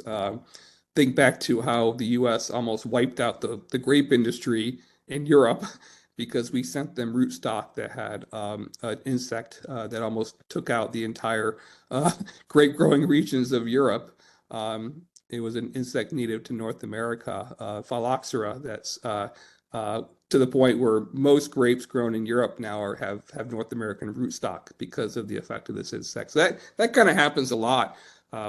Obviously, we try to reduce it through government interventions and so forth, but been here for a while, and it kind of highlights that these changing environmental conditions can open up a window, and that window for that biotic agent could be, fortunately in this case, it wasn't deadly. We didn't lose big leaf maple entirely, although they're still dealing with stress in urban environments. But it could really allow something bad to really occur that might take advantage of this opportunity.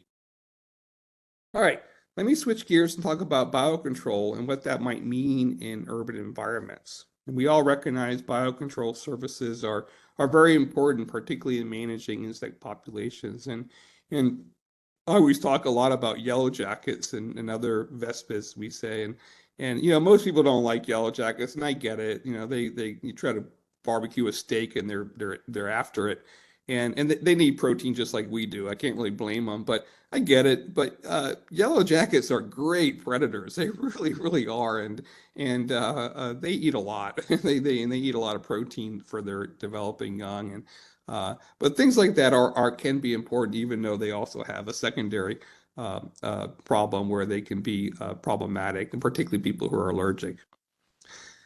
Well, what do we know about urban areas? Well, one thing that we just know about the sort of the relationship between plants and insects, and not surprising, when you increase plant diversity, you increase insect diversity. In this case, we're looking at ground beetles. Ground beetles are often a very, very good proxy for insect diversity for a couple of reasons. One, they're easy to sample. So that's one reason why you see a lot of studies on insect diversity that focus on ground beetles.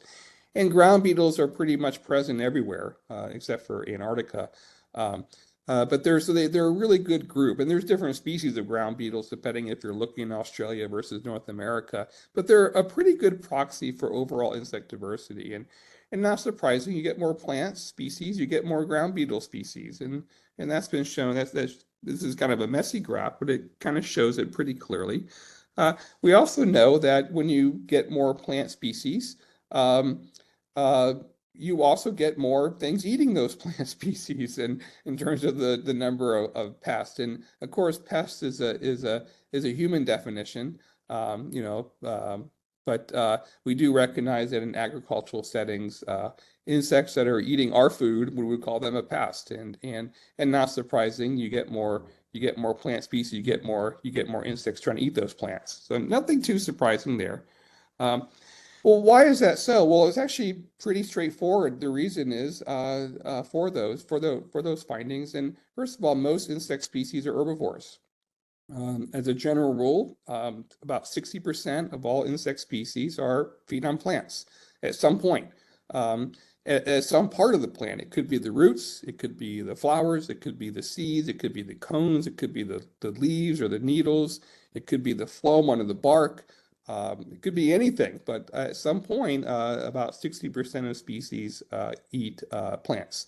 And the ones that are remaining, well, 20% are sort of the recyclers, so to speak, the decomposers, and they're decomposing organic matter, a lot of which is plants, but not always. We think about things that are decomposing dead things and dead organisms, or the dung beetle that decomposes dung from mammals.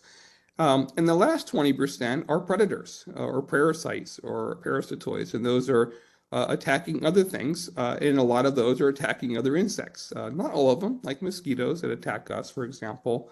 So that's sort of like a general rule. So insects are kind of, largely dominant in plant ecosystems, whether they're eating the plant, decomposing the plant matter, or they're eating something that's eating the plant. So it's not too surprising we see those relationships between plant diversity and insect diversity. We also know, particularly with the angiosperms, they have an extremely strong shared evolutionary history. And here we're just looking at beetles, but what it shows is that when beetles, which evolutionarily started out on conifers, when they switched over to angiosperms, they really radiated. So the number of species that evolved, you can see that it's really dramatic. And some beetles stayed with conifers. Bark beetles are a great example of a beetle species that's been around for a long time, and they stuck with conifers. They did not sort of switch over. There are some bark beetles on angiosperms. It's actually pretty rare, and there's some chemical evolutionary reasons for that.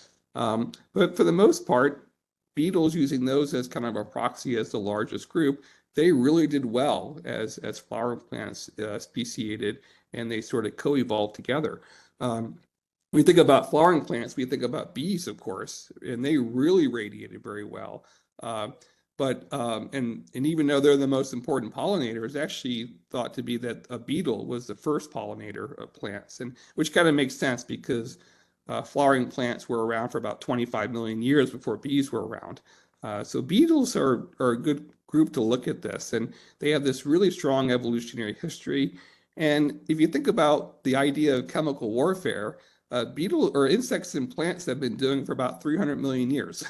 As plants develop chemicals to deal with insect attack, and the insect then has to figure out how to deal with the chemical, and there's sort of this evolutionary arms race. So they have this very, very strong shared evolutionary history. The last reason is that insects are picky eaters. A lot of people don't realize that, but most insect herbivores, particularly because of the chemical interactions that have to occur when eating on a plant, and the plant says, well, I'm going to produce some chemicals to keep you from eating me. That is such an intricate chemical interaction that it's hard to be a generalist as an insect herbivore. There are plenty of examples, well, I shouldn't say plenty, there's several examples of insects that are more generalist. The brown marmorated stink bug that we have flying all over the place and going into your homes right now, that's a pretty good generalist. Spongy moth is another good generalist, but the majority of them are highly picky eaters. And that's in direct contrast to mammals. Mammals tend to be, I show a couple examples of some specialized mammals, and we all say they're kind of cute. I don't know, I think the caterpillar is cuter than the koala bear, but that's me. I'm an entomologist. But very few mammals are specialized. Most of them can't afford to be. The cost of maintaining a constant body temperature is pretty strong, and you can't be too picky and do that. Where insects can afford to be specialized because they don't maintain a body temperature, but more importantly, because of the really intricate chemical interactions, they really can't adapt different ways of detoxifying chemicals from plants. So they have to sort of stay with maybe one genus or a couple of related genera, or maybe a few related plants. Or I'm sorry, a few related plant families. And it's hard to jump ship, although there are some exceptions to that, obviously. So not surprisingly, insects and plants, you get more plants, you're probably going to get more insects due to all those reasons, that shared evolutionary history, as well as those specializations between among feeding groups. Not too surprising, where do you get more plant diversity? You get them in urban landscapes, right? And you get it because people are not just growing native plants, but they're also growing non-native plants. You go out to the Olympic Peninsula, and you don't see a lot of plantings of different flowers from whatever flower garden place that you go to, but in cities and so forth you do. So it's not too surprising that you tend to get more plant species in urban areas, which again would suggest that there are more insect species. However, there's a little bit more to the story. As we all know, I mentioned the number of plants that are growing in urban areas, and they tend to have greater diversity than, say, plants growing in a natural area. But how many of those plants are native? And the proportionally is pretty small. The proportion, but there's a much greater number of plants that are non-native. Now, what does that mean in terms of plant or insect diversity? Well, insects are picky. Remember, I talked about how insects are very picky eaters. They have a very strong shared evolutionary relationship with plants. So are insects interested in switching gears a little bit and feeding on something different? And in some cases they will, particularly if it's a congener species. In other words, if their native plant is a maple, something an acer, maybe they start eating a Japanese maple, which is also an acer, different species, but maybe is close enough related to each other to do it. But in some cases, it's not, unfortunately. Think about Seattle. According to this nice little book, Street Trees of Seattle, you can get on Amazon. I have no financial stake in the book, but I do like the book. But it's a pretty interesting book about street trees of Seattle. And we got about 730 different tree species growing in the Seattle area. Only 28 are native. The picture I'm showing up here is that's if you're familiar with 35th Avenue from Lake City to Wedgewood, sorry. You see all this flame ash. This is it's a cultivar of a narrowleaf ash. It's a Eurasian species. It's very pretty. I love this tree. I love looking at it in the fall. And if you go down this street, this is an extraordinarily dominant street tree along this road. And unfortunately, this particular species of ash and cultivar ash is highly susceptible to emerald ash borer, which does pose a little bit of concern just because of the number of flame ash that are growing along 35th Avenue between literally like 137th to 84th, I think.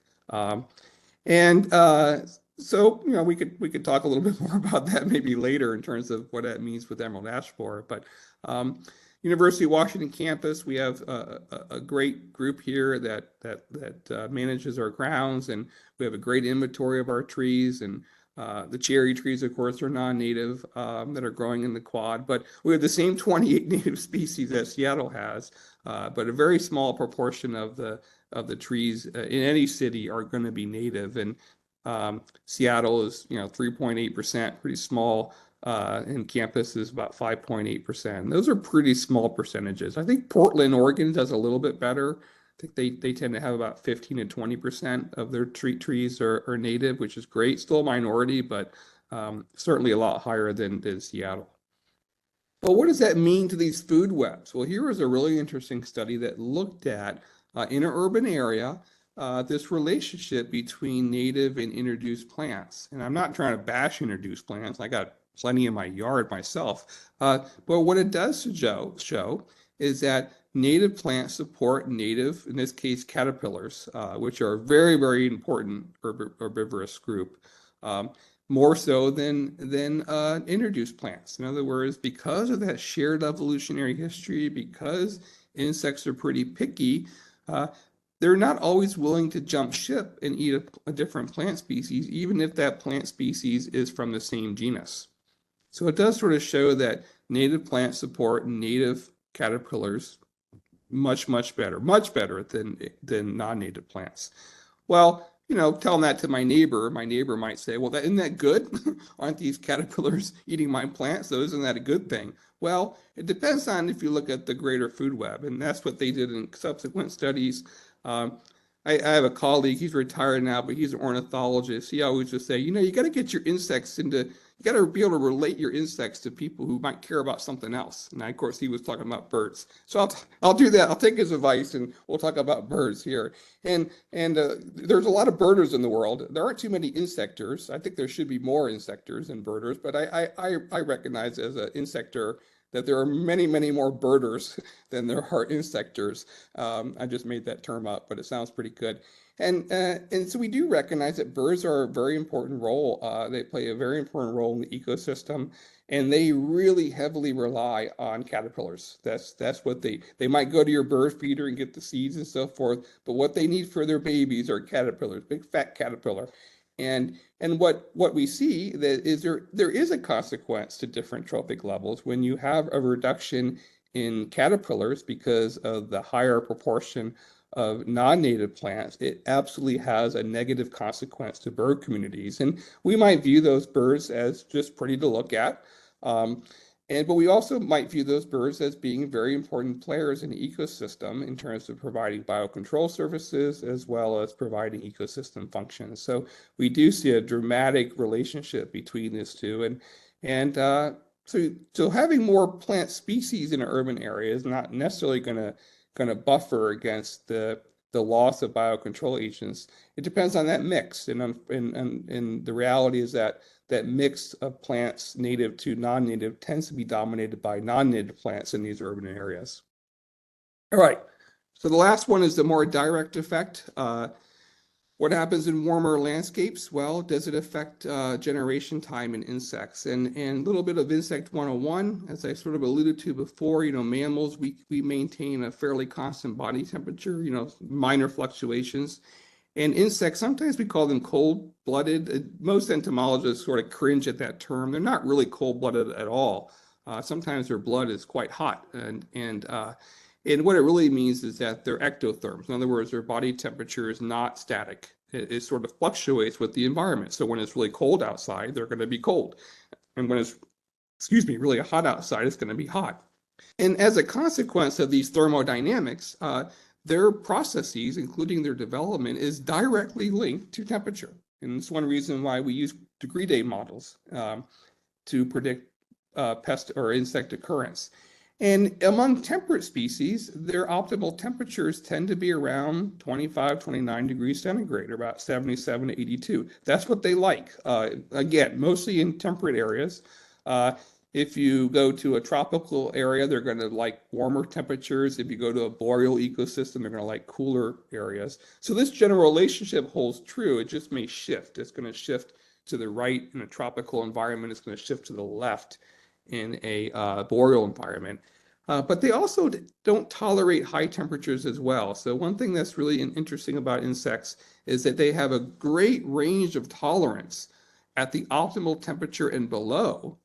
Right, they can tolerate a wide range of temperatures, but they don't do a very good job tolerating tolerating high temperatures above the optimal temperature, which is why one of the reasons why we're seeing die-off in insects is because of the heat. Insects are very sensitive to heat, and they can behaviorally respond by not flying, which is very, very heat intensive, but they can also respond by staying in the shade, trying to keep cool. So in addition to that, insects also go through a winter period where and not every insect, but a lot of them will overwinter. And so there's two different groups of insects we can consider. We can consider the insects that go through one generation a year. And so they're already genetically programmed to go through one generation a year and shut down for the winter. And that's a little bit different process than what I'm going to explain now. A lot of insects will go through many generations a year. However, in most insects, the driver is actually photoperiod, which is not linked to climate at all. It's just the photoperiod of when we start losing daylight, and insects can detect that reduction in the photoperiod that we get right after the summer solstice, and they use those cues to tell them to start preparing for winter. So in temperate ecosystems like ours, they're actually preparing for a winter in late July, early August. They kind of have to, because they have to start storing up lipids and storing up these antifreeze compounds. They can't wait until November to do it. It's too late. It takes time to produce these compounds to keep them from freezing. So it's an interesting linkage between warmer temperatures going to speed development up, but at some point, photoperiod in summer is going to tell them to, hey, start slowing. You're not going to get another generation out. You're going to have to prepare for winter. So it's kind of an interesting play between the two.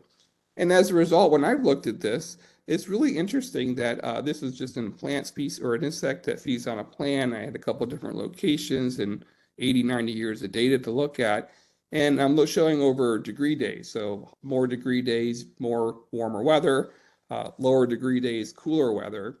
And then I'm looking at the number of generations per year in an insect that does sort of respond to temperature for development and then photoperiod for getting ready for winter. And what you see that you have a wide range of degree days where it has no effect whatsoever on the number of generations, because they're being told to shut down. So you may be developing faster, but if you get to the point where you got photoperiod telling you to prepare for winter, as opposed to going into another generation, you don't really see any kind of change. What you do see that at some point when it gets really, really hot, you start seeing that switch up. And when we modeled this, what we found was that, if you look at sort of the deviation from a 10-year mean, this was a while ago, that 1 degree warmer, 2 degree warmer, you're still within this stasis period. You're not really going to get enough generation, or you're not going to have enough heat units to get a whole another generation out before you have to prepare for winter. But at some point you will. You'll start seeing this dramatic increase where you are getting an extra generation. Now, what does that mean? Well, it means more generations, more potential pest damage, more effect on the plants that are trying to defend themselves. So in an agricultural system, it could cause a lot of problems because it's another generation that a farmer would have to manage. Hey, Patrick, I just want to give you about a 5-minute heads up, just Yep. FYI. Great, thank you. I'm wrapping up right now. Good timing. Excellent. So what can we expect? Well, we can expect all three. And in this warmer and potentially, I didn't talk much about drier, but drier areas as well. And I think we can expect all these. In fact, I would not view any of these as being mutually exclusive. I would actually consider them to be mutually inclusive. And so maybe not the best news to think about, but I think we can expect all these different concepts to occur as we move into a warmer and drier urban forest. With that, I'm done. I'll leave my contact information up. I'm always happy to take questions. Email's probably better, but I'm happy to get to my phone messages and whenever I can. And I think I have a few minutes here for questions before we move to a break. Thanks everyone for your attention. Yeah, for sure. Thank you so much, Patrick.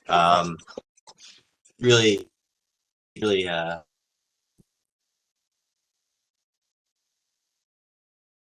I saw one question about a degree day. Sorry, I glossed over that. So For entomologists, we usually say degree day, and sometimes in plants they'll say growing degree days. But basically, organisms, whether it's a plant or an insect, will have a threshold. Well, they won't grow or develop until it reaches a certain temperature. Oh, should I not respond? Keep going. Okay, so basically, it's the heat units above that minimum threshold. So if I go back a little bit, I kind of glossed over that. I'm sorry, but we see this general relationship, and at some point there's some temperature, and I'm showing completely artificial relationship. The functional form is the same, or is true, but at some point you basically get some temperature where you get no development. So let's just say it's 0 degrees centigrade, 32 degrees Fahrenheit. So insects can't develop at that low temperature. So any time spent above that temperature, we can calculate a degree day or some number of degree days. And by looking at the relationship between temperature and development, we can come up with estimates for how many degree days it might take for an insect to go into a caterpillar, for example. So like the monarch butterfly, we think about the monarch butterfly. We all know those, but they feed on milkweed. It takes about, I forgot their base threshold. I want to say it's about 50 degrees Fahrenheit, somewhere around there.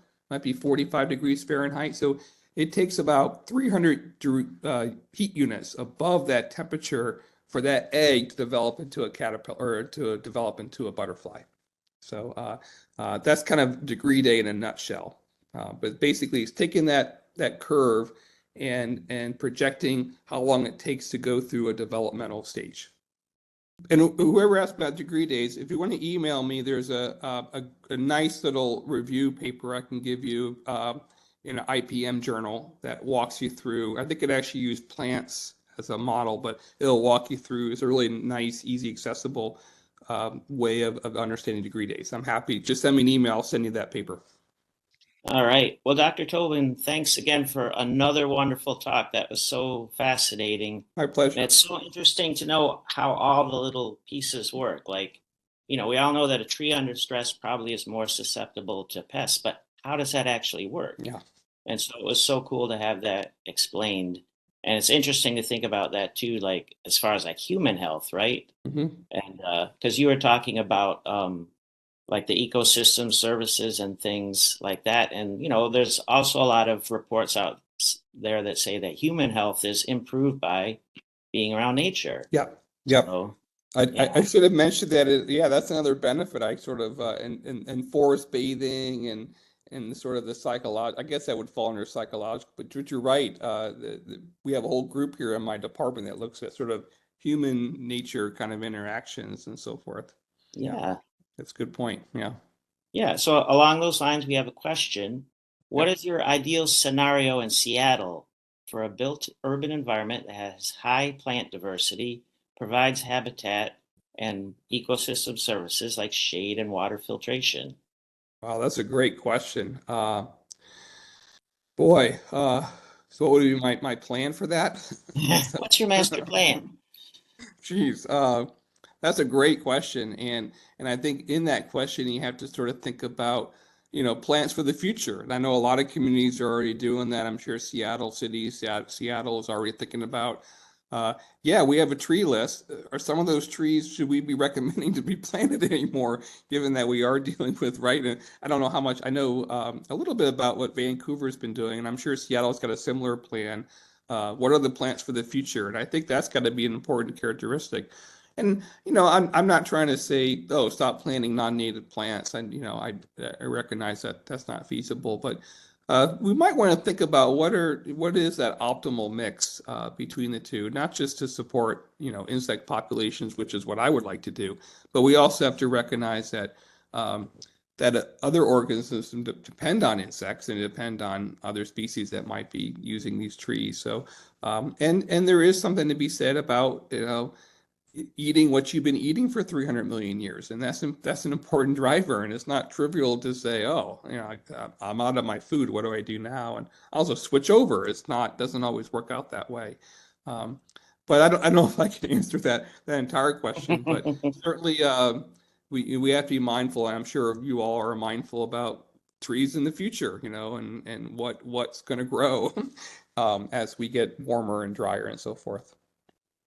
Yes, excellent answer okay, next question. Does insect diversity in urban areas only increase with plant diversity?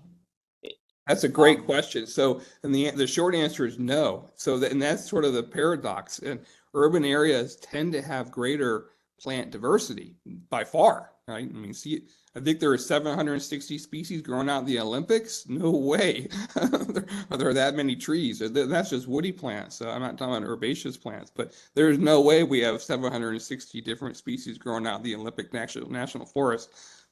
So we don't see greater diversity, and there's a couple of reasons for that. It's not all because of the plants, but one is because plants are non-native, and our native insects are not necessarily adapted to those native plants. There are other reasons too. Part of it is your urban heat island effects that shift those temperatures beyond the optimal temperatures. So even if we had like 100% native plants in Seattle, for example, we would not necessarily get better insect diversity just because of these other things. Heat island effects pushing insects beyond their optimal temperatures, as well as the loss of habitat connectivity, right? Which is a big issue as well. But generally speaking, urban environments are species poor in regard to insects, despite the fact that we seem to have a greater diversity of plants. Okay. Yeah, it's sort of counterintuitive, but yeah, habitat loss of corridors, loss of connectivity between habitats, warmer temperatures, which might push some insects beyond that optimal temperature into that lethal temperature, and native plants or non-native plants that they're just not used to eating or using, kind of all three. Okay, hang on just a sec. Okay. Oh no, we already, okay. Do you have any examples of cases where actually a pest situation got better because of changing climate? I mean, it would seem like that might be a situation where a certain insect isn't getting what it's need, but that could be a bad insect. Yeah, no, that's a great question. And there have been cases where these, probably the first one I remember was actually done in Europe with larch bud moth. And this was a moth that attacks larch, and larch is a very economically important tree in Europe. And this was an insect that would just outbreak about every 10, 15 years, not too different than some of our insect outbreaks. And it would cause some problems. It would defoliate trees. There'd be an economic cost if you're growing larch for lumber. And I think it's been about 20, 30 years now, but these researchers, there's a guy in Switzerland who had been studying this for his entire career, large bud moth. And all of a sudden he was like, where'd they all go? And they literally he was having a hard time finding this native insect. And it turns out that they were one of those insects that was actually being pushed out of the system because of warming temperatures. So great for larch. If you're growing larch for economic purposes, you're like, yay, but Right. but think about the food web and thinking about, well, there are obviously organisms that would view that as a bonus, right? I know during spongy moth outbreaks back east, a lot of native wildlife, it's a boon for them. Just like when the 17-year cicada comes out in high numbers, birds are loving it, fish are loving it. It's a boom for some of these other trophic levels. So yeah, great if you're growing larch for economic purposes, but from an ecosystem stability standpoint, not so great. But there have been cases where native insects have sort of been pushed out, largely because they're no longer in that optimal range, or they're outside that range. Right. No. Okay. Well, I think I don't see any more questions in the queue here. There's a couple in the chat. Sorry, just no, FYI, Steve. Let me jump up there. Yeah, there's quite a few questions. Again, people, if you can put your questions for presenters in the Q&A, but Steve, you'll probably find some in the chat there. Got it. Thank you so much. Yeah. You mentioned noting decline of big leaf maple in tree cores. Are there any other indicators in the core beyond just ring size? That we looked at, or just in general? I mean, we were mostly looking at that decline, and the reason why we were doing that, we were wondering if it was really that recent. Like if it was like we're seeing it now, but we recognize that there can be a pretty good lag between when something actually occurs and when humans start seeing it, right? And emerald ash borer was a great example. You know, in 2002 is when people were like, "Oh, our ash trees are dying in Detroit." Well, when they did dendrochronology work and looked at the scar tissue resulting from the boring activity, it turns out it had been in Detroit for about 10 years, you know. Oh. So just going back in the tree ring history. So part of us was like, okay, is this really that recent? So that was our main focus. So in our case, we were looking at science of when the decline was happening. When we took the cores, we of course would cross date them. We would sort of take out the effect of climate, and that's part of the dendrochronology analysis. And what we were able to pinpoint is like, nope, they're right. It's happening pretty recently. It's not been happening like over 30 years, and we're just now seeing it. So that was our main reason for looking at the core history.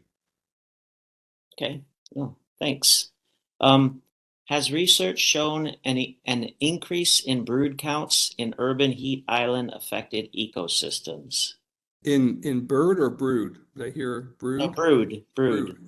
Um, in terms of insect populations or Or or an increase in brood counts brood in counts? in So I'm assuming that refers to like just sort of the abundance of insects. I think that's maybe a typo for broad, potentially. Oh, broad. Okay. I was Yeah. thinking, okay, so go read the question again. I'll think about broad. Okay. Has research shown an increase in broad counts in urban heat island affected ecosystems? Um, so in terms of, I think we're still talking about counts of insects, right? So in terms of like abundance. So generally, urban areas, number one, tend to have reduced number of species. However, that's a good question because what we do see is what we call synanthropic species, and those are species that thrive with humans. And in Seattle, we all know about the rats, right? And that's an example of a species that does really, really well around humans. And we also know that there are certain mosquitoes, particularly Culex pipiens. That's the one that goes after you in the evening hours when you're enjoying your cocktail on your deck. You know, that species does really well in urban environments. So on the one hand, you do get reduction of diversity, and overall you do get reduction in the numbers of insects. However, what you also get because of the removal of other potential competitors and other potential biocontrol agents, the ones that can thrive in urban environments, those synanthropic species, they're almost like released, right? All of a sudden, they don't have to deal with competitors because their competitors don't do well in urban environments. Maybe they're dealing with less predation pressure. So that's why we tend to see like all these synanthropic species are thriving, but they're thriving because things have been removed that they don't have to compete with. So we do see, so it's kind of an interesting question because, yeah, we do see species that do quite well in urban areas, but they do so because of the sort of removal of other species. That's a great question, though. Yeah. Thanks. Yeah. Right on. Well, thank you, Patrick, again for all the answers and the amazing presentation. We're about at time for our next break, so gonna see you off. Thanks again. Great. Thanks, everyone. Okie dokie. Start to make your way back, folks. Welcome back. Just another gentle reminder, if you do have a question for the presenter, please enter it in the Q&A and not the chat, please. But now we're going to hear from our very own Kate Kurtz on the IPM tool of soil cultivation and amendments for weed and disease suppression. Kate is the Organics and Landscape Resource Conservation Planner and Program Lead for Seattle Public Utilities. In this role, she manages natural yard care education programming for both residential and professional audiences, teaches sediment and erosion control for construction professionals, and soil science for EcoPro. In addition, she helps lead the development of policies and programs related to municipal composting. So with that, I'm going to hand it over to Kate. Thank you all. You're welcome. Okay. It's not showing up how I wanted it to. I just want to be able to see my notes. Hold on. Okay, Jacob, how does that look? Can Now you we're see my just seeing your notes? slide. No notes. Looks good.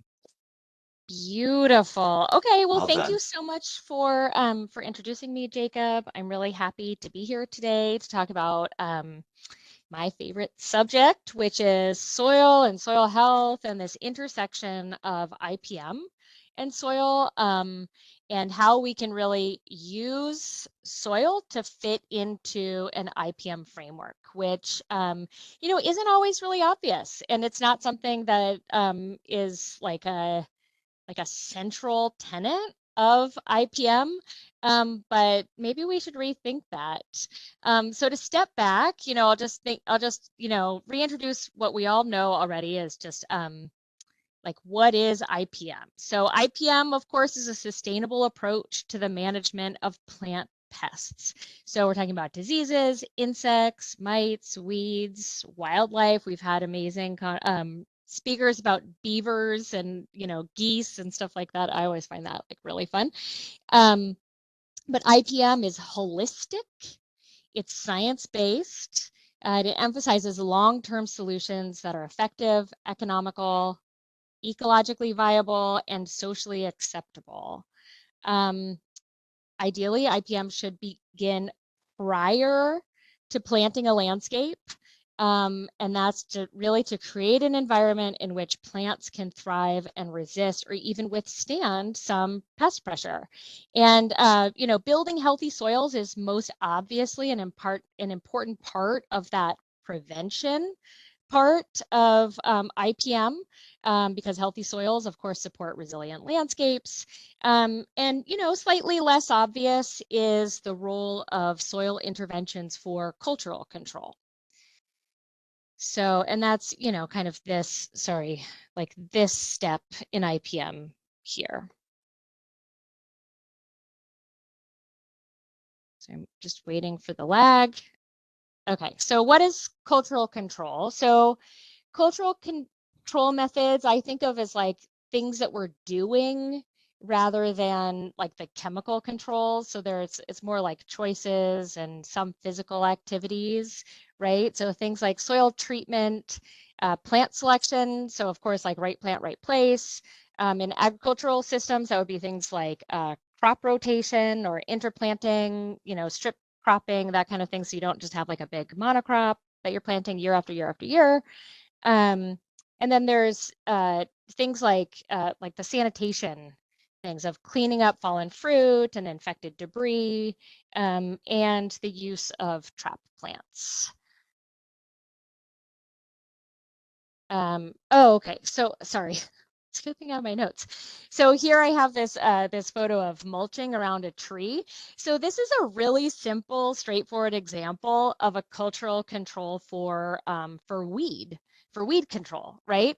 So we all know that the mulch really helps with it prevents weeds from establishing. It can choke out weeds, just totally shade them out and kill them if you put huge amounts of wood chips down, not for every weed, but for many, of course. But it also does other things. So it helps to improve soil moisture, which will help the trees, this tree become more resilient. It protects soil health components like the organic matter deeper in the soil. The structure of that soil helps resist compaction, and it helps to feed the microbial communities in the soil because they eat the organic matter that's in those wood chips. Okay, so that's a really simple, straightforward example that I think the vast majority of us are familiar with. And of course, in this picture, we show like the one hand distance away from the tree trunk. That is also a cultural control because keeping the bark away from the trunk is preventing fungal disease, which is, of course, a prevention strategy. So, right, and in case there's somebody who doesn't know, the reason why that is a fungal disease prevention strategy is because it's the same fungi that break down these wood chips, and just get them into the soil matrix over time. those same fungi will also, eat away at the bark here. And then without bark, your tree will die, right? So anyhow, so those are examples. I'm going to go into many more examples about various soil cultivation techniques and amendments that can be used as natural and proactive approaches to disease and pest prevention, so that we can really overall reduce our reliance on chemical interventions. So I'll talk about several of these techniques, but in no way, shape, or form is this going to be an exhaustive overview of every possible technique. But, one of the things, so, I'll foreshadow here, a primary tool for improving soil health, and several of these cultivation techniques rely on compost and the use of compost. So most of us, municipal folks at least, know at this point in time that there is a new state law that requires municipal governments across Washington to use compost where possible.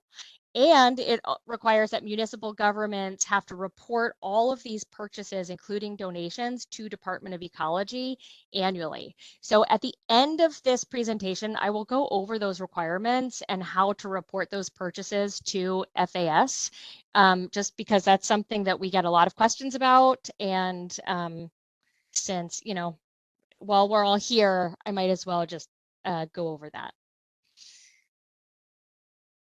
Okay, so I'm going to talk about soil, just like some soil foundations now, right? So soil is the foundation of plant health.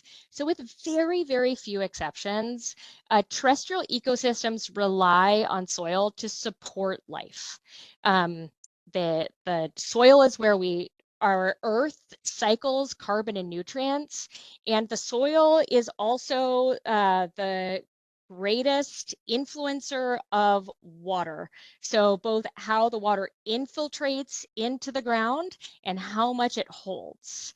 So this over here, this image on the left, this is a photo I took on a hike a couple summers ago. So this was kind of like it was like the cut along the side of the trail. And I was like, oh, look at that soil profile, because I'm, a nerdy soil scientist and I can't help myself. But it's a great photo because what it shows is that, natural undisturbed soils like this one, they are full of and covered in organic matter. But urban soils are a very different story. So like look at the level of like mulch, right? Like that's what we call it in a managed soil, like all of this duff and organic matter that sits on top of the soil there. That is what our soils should all look like here in Western Washington. Not entirely, because we have different, we're not solely in a forested, ecosystems, but primarily this is what our soils would look like. Huge amounts of organic matter sitting on the top of the soil and in the uppermost horizons of the soil profile. But in our urban soils, or any soil that is impacted by construction, we actually scrape away all of that organic matter and the top layers of the soil.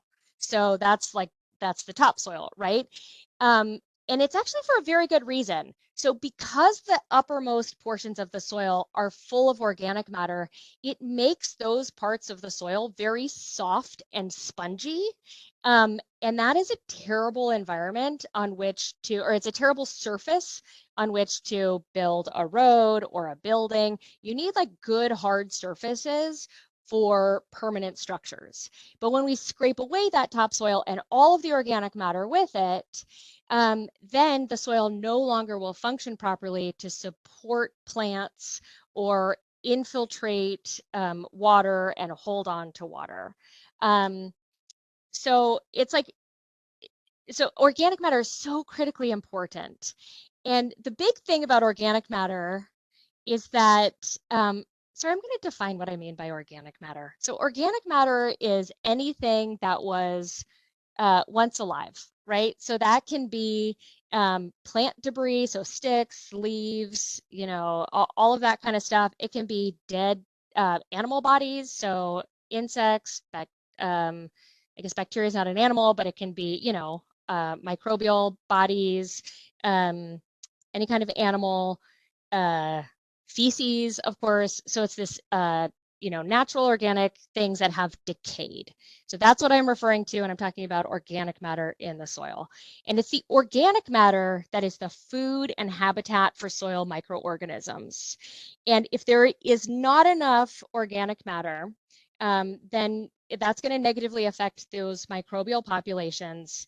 And in turn, it also negatively affects nutrient balance and the cation exchange capacity of the soil. I'll explain that much later. It negatively impacts the soil structure and the water infiltration rate, meaning how fast that soil can absorb water, and the water holding capacity of the soil, and also disease resilience. And this leads to not only stunted plant growth, but also stressed out plants that are more vulnerable to pests and diseases. Okay, sorry, there's just a lag. Okay, so when I talk about soil organisms, I'm primarily referring to bacteria and fungi. But that's not just it. There are other microorganisms as well. So there are things like actinomycetes, protozoa, nematodes. This is a nematode here. Things like earthworms and other annelids. So those are segmented worms, arthropods. But primarily, I'm referring to bacteria and fungi because they are the most prevalent. And they're incredibly important for the services we appreciate so much that they do for us. So the primary roles that we thank these soil microorganisms for include the following. So residue decomposition. So like any of those things that I was just talking about that create the organic matter, leaves and sticks, dead animal bodies, or other like smaller critter bodies. They decompose all of that.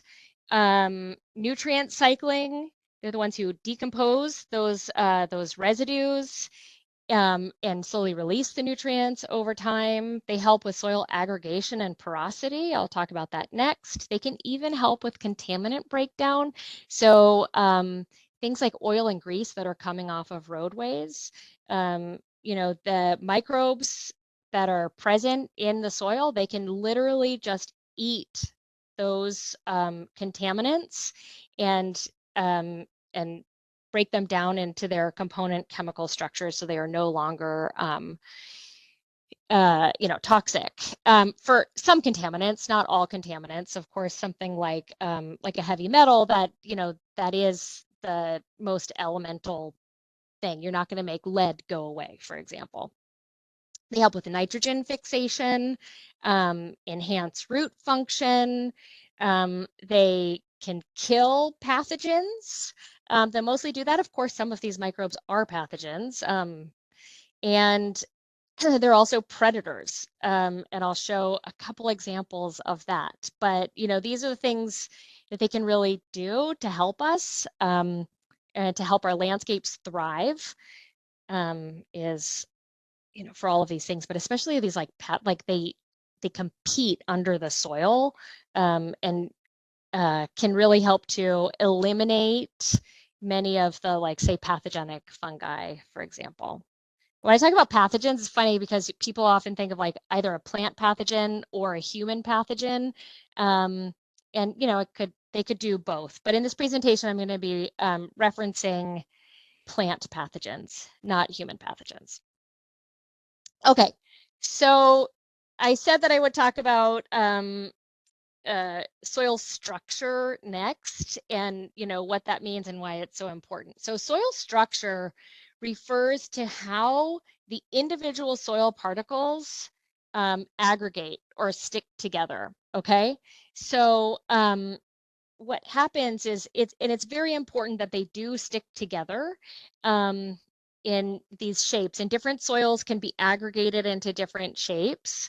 But it's just really important that they are aggregated and you don't have like a compacted flat soil with no structure to it. So what happens is that it's mostly bacteria and some fungi as they're eating organic matter in the soil, they actually like secrete these polysaccharides. So they're these like sugary substances that are very tacky, and they glue the soil particles into aggregates, or like balls is kind of how I think of it. And you can see examples here. So each aggregate would be full of, lots and lots and lots of sand, silt, and clay particles. Okay. The aggregates are made to be like more structure, like more sound, more resilient. Once they're bound together by things like fungal hyphae and plant roots. And then, some of the really large aggregates can then be broken apart into smaller aggregates where there's more pore space by things like our larger soil organisms like arthropods or worms, but then of course decaying plant roots also, right? So I really like this photograph of the soil, because you can really see that aggregation. You see how you can see those balls in there. You can see how that soil is clumped together, and it'll be, I mean, of course, if you squish it with your hands, it'll come apart, but they're going to be pretty resilient. They're going to stay in that shape. And why that's so important is because it's the pores that happen between these aggregates where water can infiltrate. It can actually come into the soil. And that helps with drainage. So we don't want, saturated soils, but we also need our soils to absorb a lot of water so it's available to our plants later, and also to reduce flooding, right? But then, so those are these macropores are responsible for that. The small pores help to hold water so that that's available over time. That's like our slow release water that's available to our plants over time. And, there'll be these tiniest pores that hold water that's unavailable to plants. So I have this little demonstration here to show this, because I think these drawings are like really confusing and hard to see. Okay, so in my hand, sorry, this is kind of hard to do on the computer screen, but I have faith that we can do this. So in my hand, I have a bowl of water and a sponge. And the sponge is full of holes, right? It's like a solid thing, but it's full of holes. And this can be similar to the soil structure, right? So it's a solid state, but the biggest holes helps the water to absorb into the sponge really quickly. And as I hold the sponge here, you can see it dripping out, most of it right away. And that's the water that's dripping out that's coming from those large holes in the sponge. There's smaller holes in the sponge, and that's actually what's holding on. It's that surface tension of those smaller holes that's holding on to the water now. It would take a really, really long time if I were to just hang the sponge up in the air, for the sponge to dry out completely, right? And so that's water that's going to be available to plants over time. Okay, and then say I'm a plant root, I'm going to apply mechanical function, like a plant root would be like sucking the water from the soil. But here I'm going to just squeeze. That's my human mechanical action on it. So no matter how much I squeeze, there will still be some water. The sponge is still wet, but it's not, dripping anymore. And that's what I'm referring to as like those tiniest of pores. They're still holding on to water, but it's not necessarily going to be available to plants at a certain point because it's just being held too tightly in that soil matrix. Okay, so anyhow, we know that water is incredibly important for plants to be able to withstand disease and pest pressure. So having good aggregated soils is really important. It's also less susceptible to erosion, okay? We also need to have these well-structured soils that will drain properly and quickly to avoid flooding and, really just like waterlogged soils, because, our waterlogged soils, the plant roots are not going to be able to breathe. There won't be adequate air in the soil, but it also encourage fungal diseases. The best tools we have to improve soil structure is organic matter, so incorporating things like compost into the soil before planting, and then also to preserve that structure. I'll go into some of those functional tools in a little bit. Okay, so more about soil foundations, nutrients, right? So nutrients are incredibly important for plants. All plants need nutrients to grow and thrive. All of the nutrients, of course, come from the soil. So plant roots pull them up through the soil. So here's an example of a natural ecosystem. I don't know, it's labeled natural, but of course this looks like a, I don't know, like a tomato and dandelions underneath. But it depicts that, you know, plants grow, they're pulling nutrients out of the soil. As they grow, they drop plant residues back onto the soil surface, and then that's where soil microorganisms will break those nutrients down and eventually have them to be in a water-soluble form that plants can, you know, uptake them through those roots. And the cycle can just continue very closely here in a loop. In an agricultural system, or any system in which you're removing large amounts of that, you know, vegetation. So that can be, in some cases, turf, right? Even though we encourage grass cycling, you know, sometimes we are removing large amounts of plants. When you're doing that, you're harvesting all of the nutrients away from that site because the nutrients are in those plant tissues. And so if those plant tissues are not returning back to the soil, then the site will be deficient in nutrients over time. It's also important to know that organic matter helps to regulate soil pH closer to neutral, which is really important for nutrient availability, but also resisting some like fungal diseases. The best for fungal disease is if it's like slightly lower than neutral. So how do they become available, right? This is actually really important because it helps us to manage our soils so that we can have abundant nutrients available for our plants.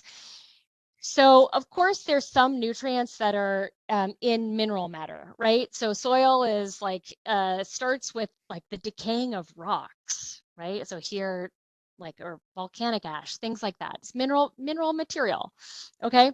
And the mineral material will weather over time, releasing the nutrients that are in that mineral material.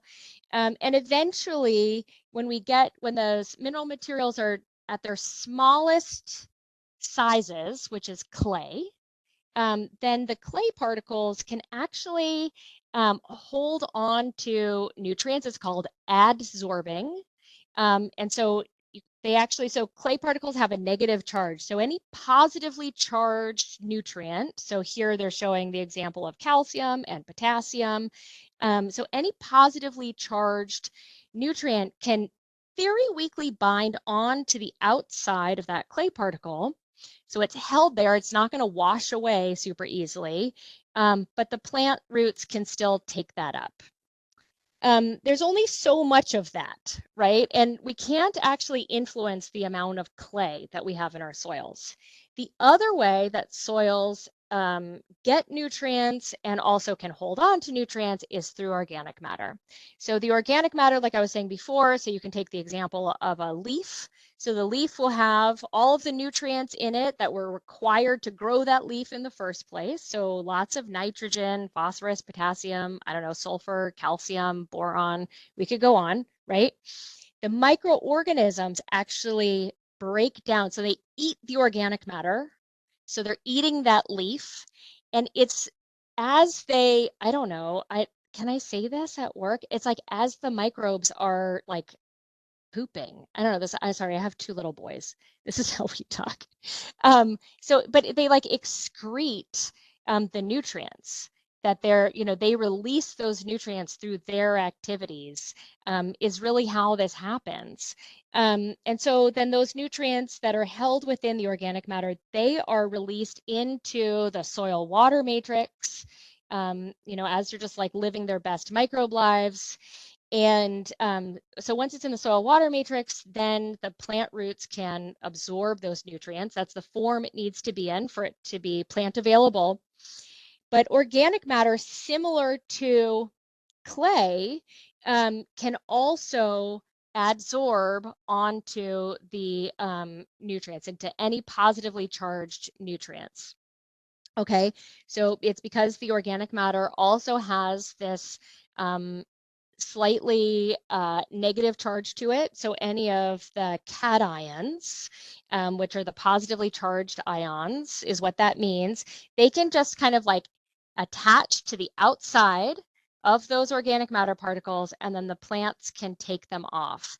And that's what's referred to, if you ever hear the term cation exchange capacity, that refers to the total amount of nutrients that a soil can hold. And so if a soil can hold more nutrients, that's going to be beneficial to our plants, because then there's more available to them.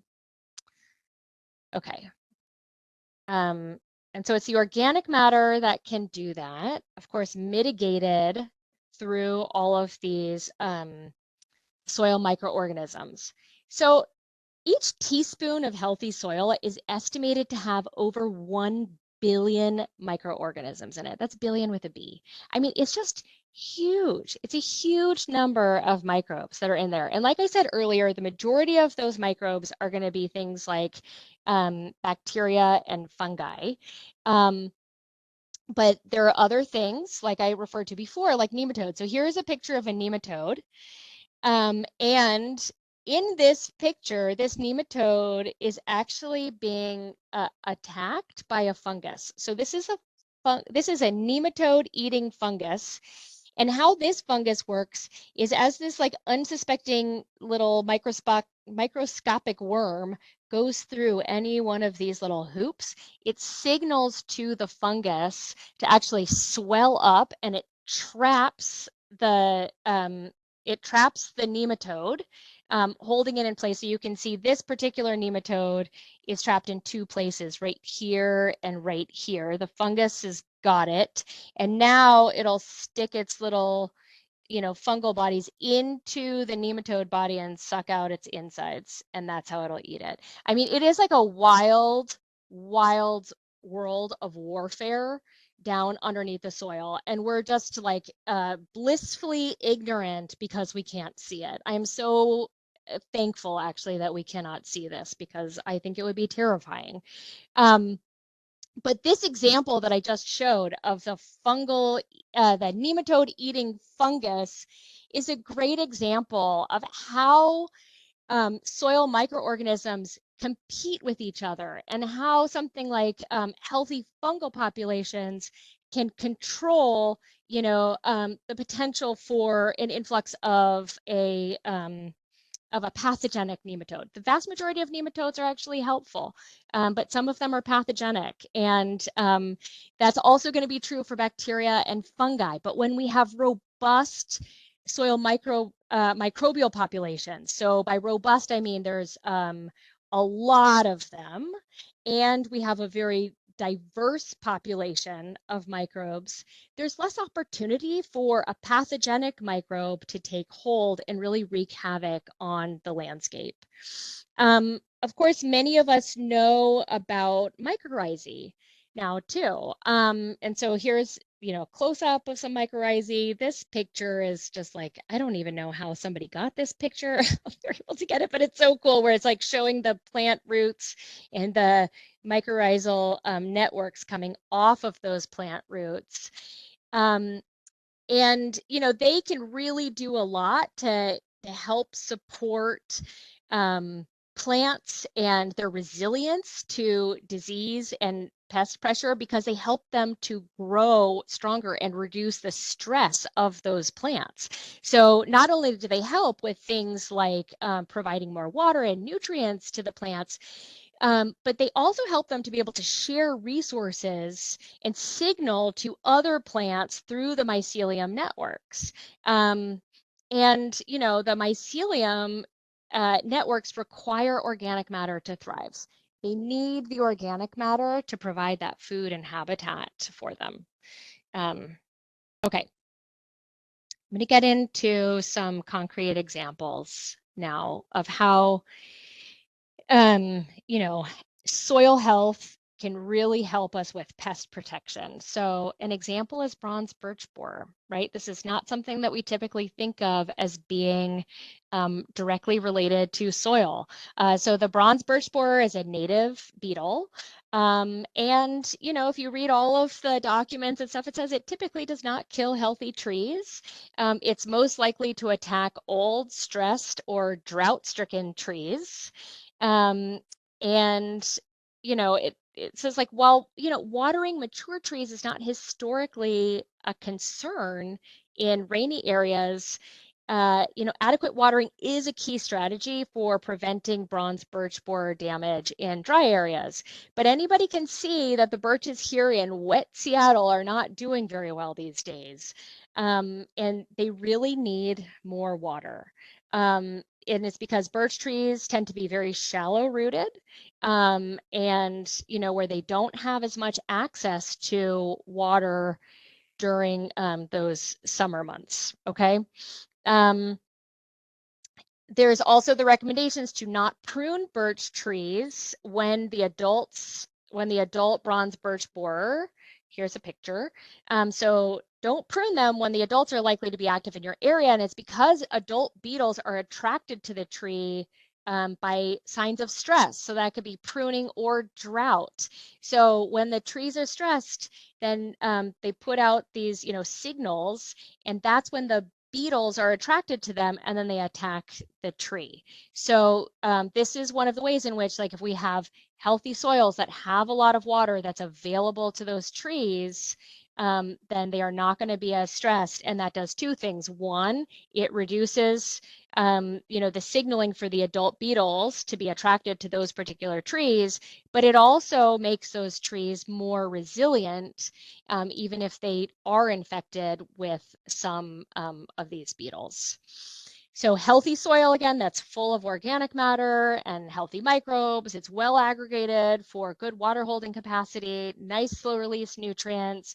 These are key ways to decrease plant stress.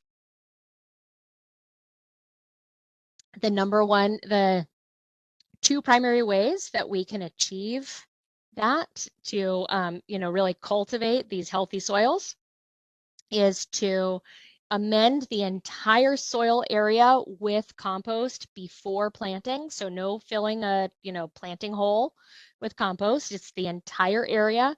And then after planting, then we're applying nice thick layers of wood chip mulch away from the tree trunk. And that's going to be able to help protect the soil underneath and help seal that water in to the soil.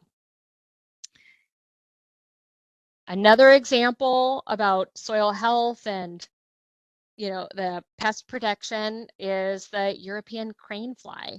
So the larva of the European crane fly. So this is a crane fly. This is, I don't know, my kids call them mosquito eaters. They think that they're like so freaky or something. They are actually very harmless to humans. But it's the larva of the crane fly that they feed on the crowns of grasses during the winter and spring. And here's an example, you know, where of pretty severe damage to a lawn. They appear as large patches of dead or dying grass. And the grass usually can recover when the larvae stop feeding. But that's a time in which, of course, you have all these patches, and then weed invasion is going to be most likely to occur, right? So, you know, what happens is the crane flies, they emerge from lawns and pastures so from their larval stage, they you know, they're feeding all summer, sorry. The adult crane flies emerge from the lawns and pastures in like the August and September. That's why we always like see them when we have like our like late summer, you know, like evenings and stuff like that. That's when I see them the most, at least. But the eggs are laid by the adults in the fall. And then the larvae, then they're feeding like through the fall, winter, spring. They pupate in the early summer, and they feed primarily at night and on overcast days. Treatment is not it's not needed if there is a healthy soil, because the grass will just be able to withstand that pest pressure. So like some of the control methods are like to increase the resiliency. It just says that you know, irrigation and properly fertilized lawns rarely need treatment, even when there's high numbers of them. And it's because that grass is able to withstand or outgrow that pest pressure. And then the good cover also means less opportunity for weeds to come in later. But if that soil is very dry, it doesn't have good nutrient cycling because there aren't good microbial populations there, then that, you know, then that turf is going to be susceptible to significant damage that will continue then with weeds and whatnot. So good cover is really critical for weed control, which is, you know, obvious, but I think worth stating, because this is the like such a good way to control weeds, right? That we don't, there's no chemicals needed if there is an opportunity for the weeds to establish in the first place. So robust plant growth to cover the soil essentially just outruns or outcrowds those weeds. So here's an example, WashDOT, if any of you guys are here today, thank you for all of your amazing photos that I have and different examples. So a lot of them are, you know, like accidental examples of places where you have side-by-side examples of where the soil was amended with compost and where it was not. So you can see, like, look at this.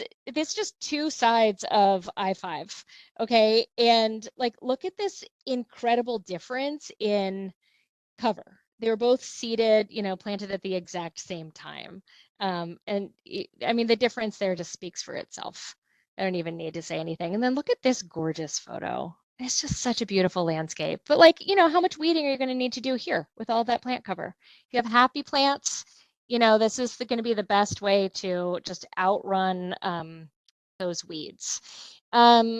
And then, you know, as I talked about right in the beginning too, is that like the mulch is just a less hospitable home for airborne seeds, and it makes the pulling, like any kind of like mechanical control of weeds, just so much easier. In the agricultural systems, they do things like cover cropping and stuff like that to help shade out weeds in the, you know, out of the main cash crop period.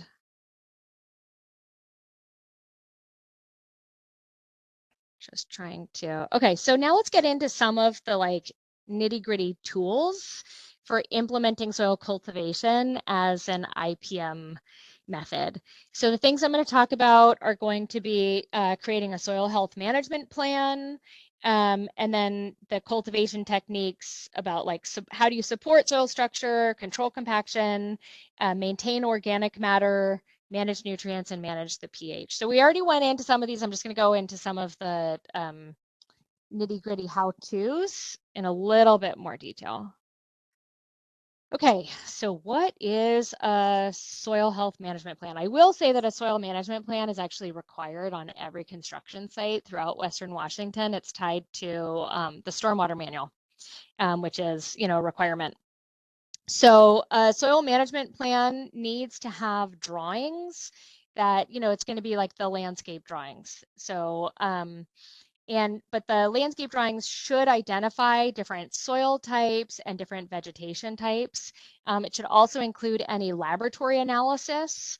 If that has been done, usually that does need to be done so that you can actually check your soil organic matter levels. Your soil organic matter levels should be between 5 and 12% by weight. And then a completed soil management like form type of thing here that indicates like the different treatments you're going to be putting on different areas of the landscape, including any computations for like different amendments that you're going to be using. So different treatments can be like adding in compost, for example, or if you've scraped away, if like the construction contractors have scraped away all of the topsoil, then you're probably going to be bringing in topsoil, which is whatever somebody else scraped off from their project and then took to, like a topsoil manufacturer is where you typically, drop these things off. The topsoil manufacturer will take the soil from a project it's excavated, mix it with compost. It's typically about 2/3 mineral material with 1/3 compost. They mix that together, and then they just sell it to whoever's ready to bring in that topsoil at the, in the final stages of their construction project when they're putting in the landscape. So anyhow, those are the types of treatments that are typically included here. These things also will include like what's the maintenance schedule? How often will you be applying mulch? That kind of a thing, right? Okay. So I already spoke in a decent amount of depth about how organic matter helps to support soil microbes and how that in turn helps to create these good aggregates and the importance of soil aggregates. So really our tools again are going to be adding compost, mixing that into the receiving soil, or adding compost amended topsoil to a construction impacted soil. So those are the ways that we can support the development of soil structure, but soil structure gets destroyed in a flash with compaction. And then you're starting from scratch. And soil compaction is it's really, really hard to recover from. It's awful. But here's what you need to know. Okay, pay attention in this moment. Saturated soils are the soils that are most susceptible to compaction. So when we have wet soils, something as simple as foot traffic can cause significant compaction. It's not just heavy equipment, okay? I have seen soils totally destroyed by landscapers who are doing their work, in rainy conditions, because it's always rainy in Seattle, especially this time of year. And if you're just walking over that soil over and over again, it's going to compact. You've destroyed your structure, and then that soil will no longer be able to function well from like a water infiltration, water holding capacity type of a deal. Okay. So you need to be extremely careful when soils are saturated. Things that you can do if you still need to work on saturated soils, things that you can do to avoid compaction would be to put down something on top of that soil to protect it. So this is actually one of the ways that arborist wood chips are so protective of soil, is that it actually distributes the impact. So it like cushions, it's like having like a pillow right on top of the soil underneath. But if you can put wood chips on top, straw, compost sitting on top of the soil surface can really help. The other thing I've seen folks do that can be extremely helpful is to put down boards. Like if you're like, okay, my crew needs to walk in this path right here, but we know this area will be planted later and it needs to function well and needs to have good, healthy soil underneath. You can put down boards and just say like, okay, you need to do your walking, along this area. So those are just good techniques to avoid that compaction. Just waiting for the slide to advance. Okay, so again, the best ways to increase soil organic matter is by adding compost or compost amended topsoil, which they always just sell under the name topsoil, or sometimes they call it three-way mix or a garden mix or something. Any of those soil blends that you're buying from Topsoil Distributor, they all have compost pre-mixed into them unless it explicitly says that it does not. You just assume that it does. And then of course, mulch on top. These look like play chips to me, but anything that's sitting on top of the soil is technically mulch. Okay. It is important that when you are adding compost to a soil that you are concentrating the application on the surface of the soil. If you recall back to the very beginning of this presentation, I showed that natural soil profile, that picture that I took while hiking with my family a couple summers ago. The organic matter was concentrated on the surface of the soil. You want to mimic that as best as possible, and don't bury organic matter. If you bury organic matter deep, what can happen is anaerobic conditions, and then you might get into like fungal issues, weird ponding and stuff like that. Just don't bury wood chips or compost deep in the soil, okay? So, so concentrate on the surface. Also, when you are adding compost or compost amended topsoil, it is best to rip up that receiving soil or scarify it. There are a number of ways that you can do that. But so here's an example, of like, heavy equipment doing that, but there are a number of ways that you can do that.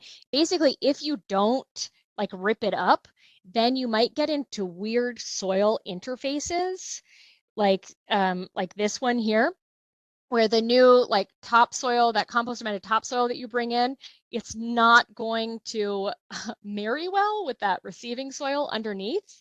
And then what ends up happening in the most extreme cases is that plant roots won't continue to grow beneath that like really nice topsoil.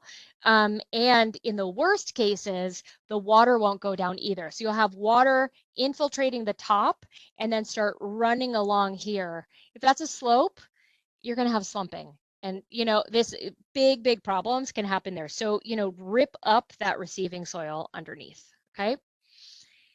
The other thing is managing for nutrients. So typically compost has enough nutrients to support plant growth in landscaping if it's like a perennial landscape, but agricultural crops or turf, any place where you're like exporting a whole bunch of vegetation off of that site, you're going to need to bring in nutrients. Or if you have a problem with like plants just not looking good, doing a soil test is super simple and it is way cheaper than most people think. So like a full panel of nutrient analysis will typically cost about $50 per sample. And if you think about the costs involved with like bringing in amendments or any chemical treatment, like just do a soil sample so that you can know what you're dealing with before you start guessing, right?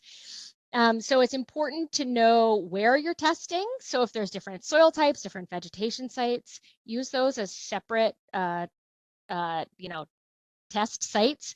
So you need to get representative soil samples from your site. Mix them in a plastic bucket, not a metal bucket. The metal buckets can sometimes flake off and add little bits of the metals into the soil sample, which will skew your results, right? And then send it to the lab according to the lab's instructions. Give them how much material they need. So call first and get the sampling instructions and all that kind of stuff before sending it into the lab, because a poorly sampled soil will just give you poor results, right? Hey, Kate, I just want to give you a Yeah. like 2-ish, 4-ish minute warning. Oh, okay, I gotta go quickly. Okay. Yep. The lab will give you your test results, and they'll also give you recommendations for what to do to optimize the fertility, and they will do that based on the plants that are growing there. Sometimes you'll have plenty of nutrients available, but the pH is off. They always report the pH, and as part of the soil fertility guidelines, they will also tell you if you need to do anything to adjust the pH. So here they're recommending dolomite lime. So I'm going to go over briefly just what our pH adjusters are. So to lower pH, so to make it more alkaline, then we add lime. There's agricultural lime, is calcium carbonate. Dolomite lime also reduces the pH, but it has the added benefit of having magnesium in it as well. Gypsum and oyster shell flour, those are other ways of adding calcium. Oyster shell flour can act like lime, just very, very, very slowly. Gypsum adds calcium, and sulfur does not affect the pH of the soil. Sulfur is what we use to raise the pH of the soil or to make it more acidic. So that's why things like blueberries or rhododendrons that need very acidic soils, that's why sulfur is often recommended as a regular addition for those types of plants.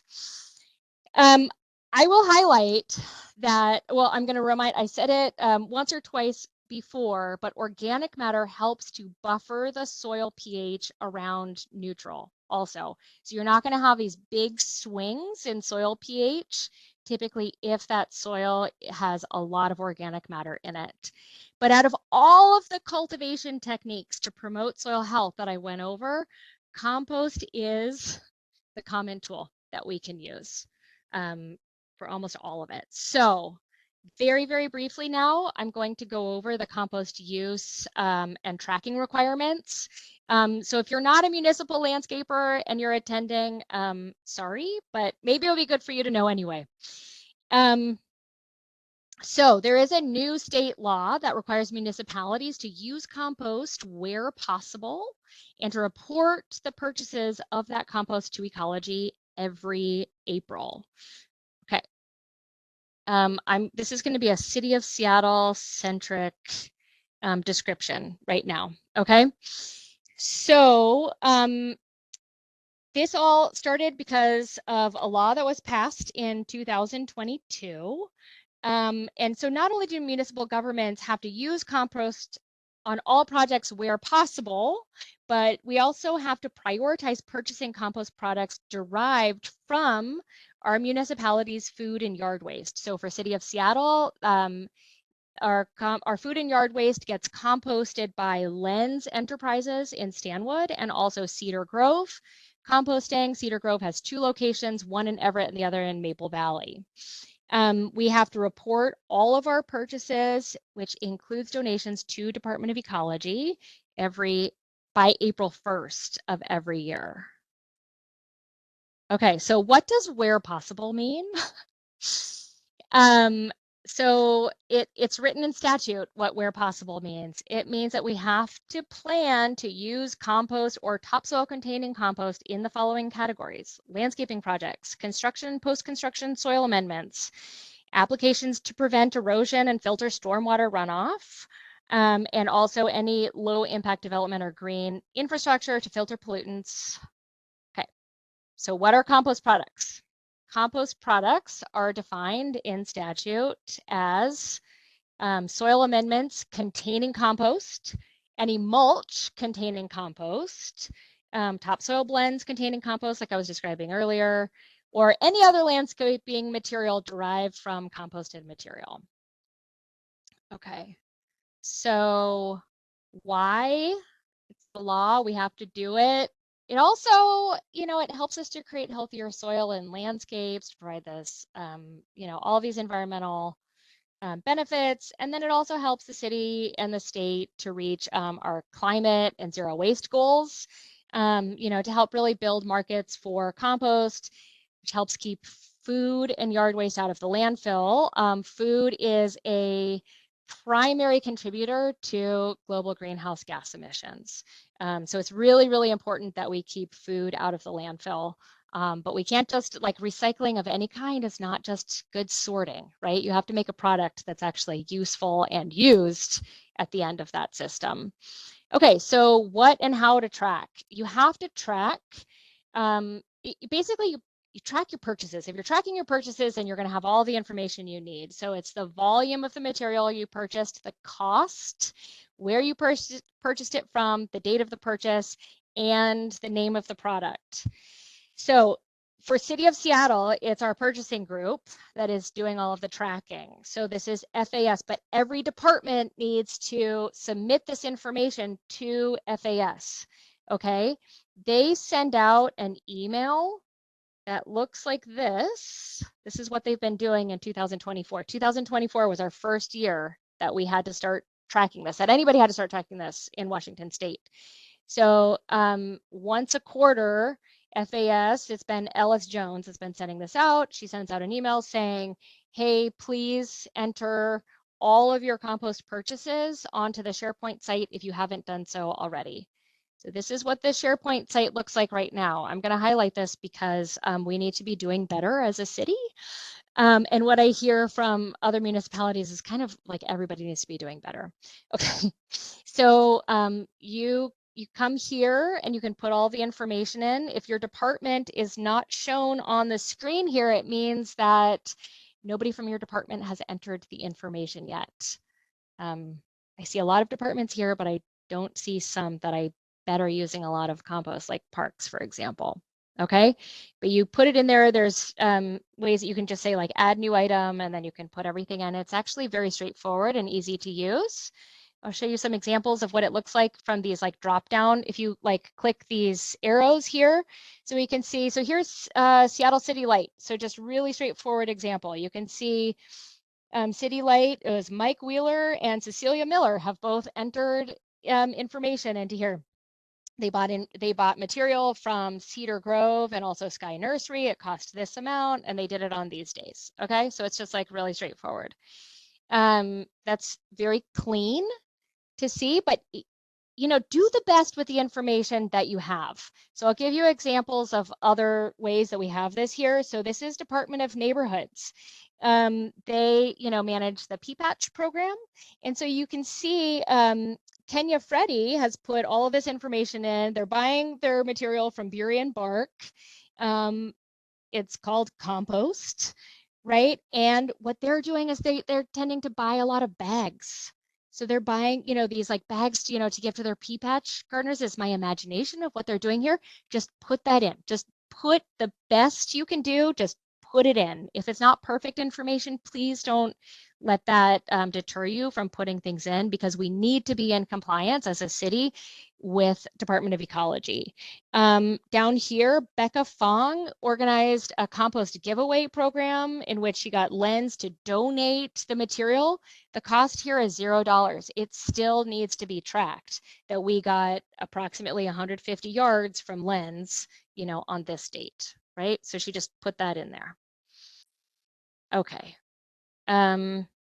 So I hope this gets everybody to realize the important connection between soil health and IPM and the things, the cultural practices we can do to amend soil as just like this really important foundational tool in IPM for preventing pests and diseases, suppressing weeds.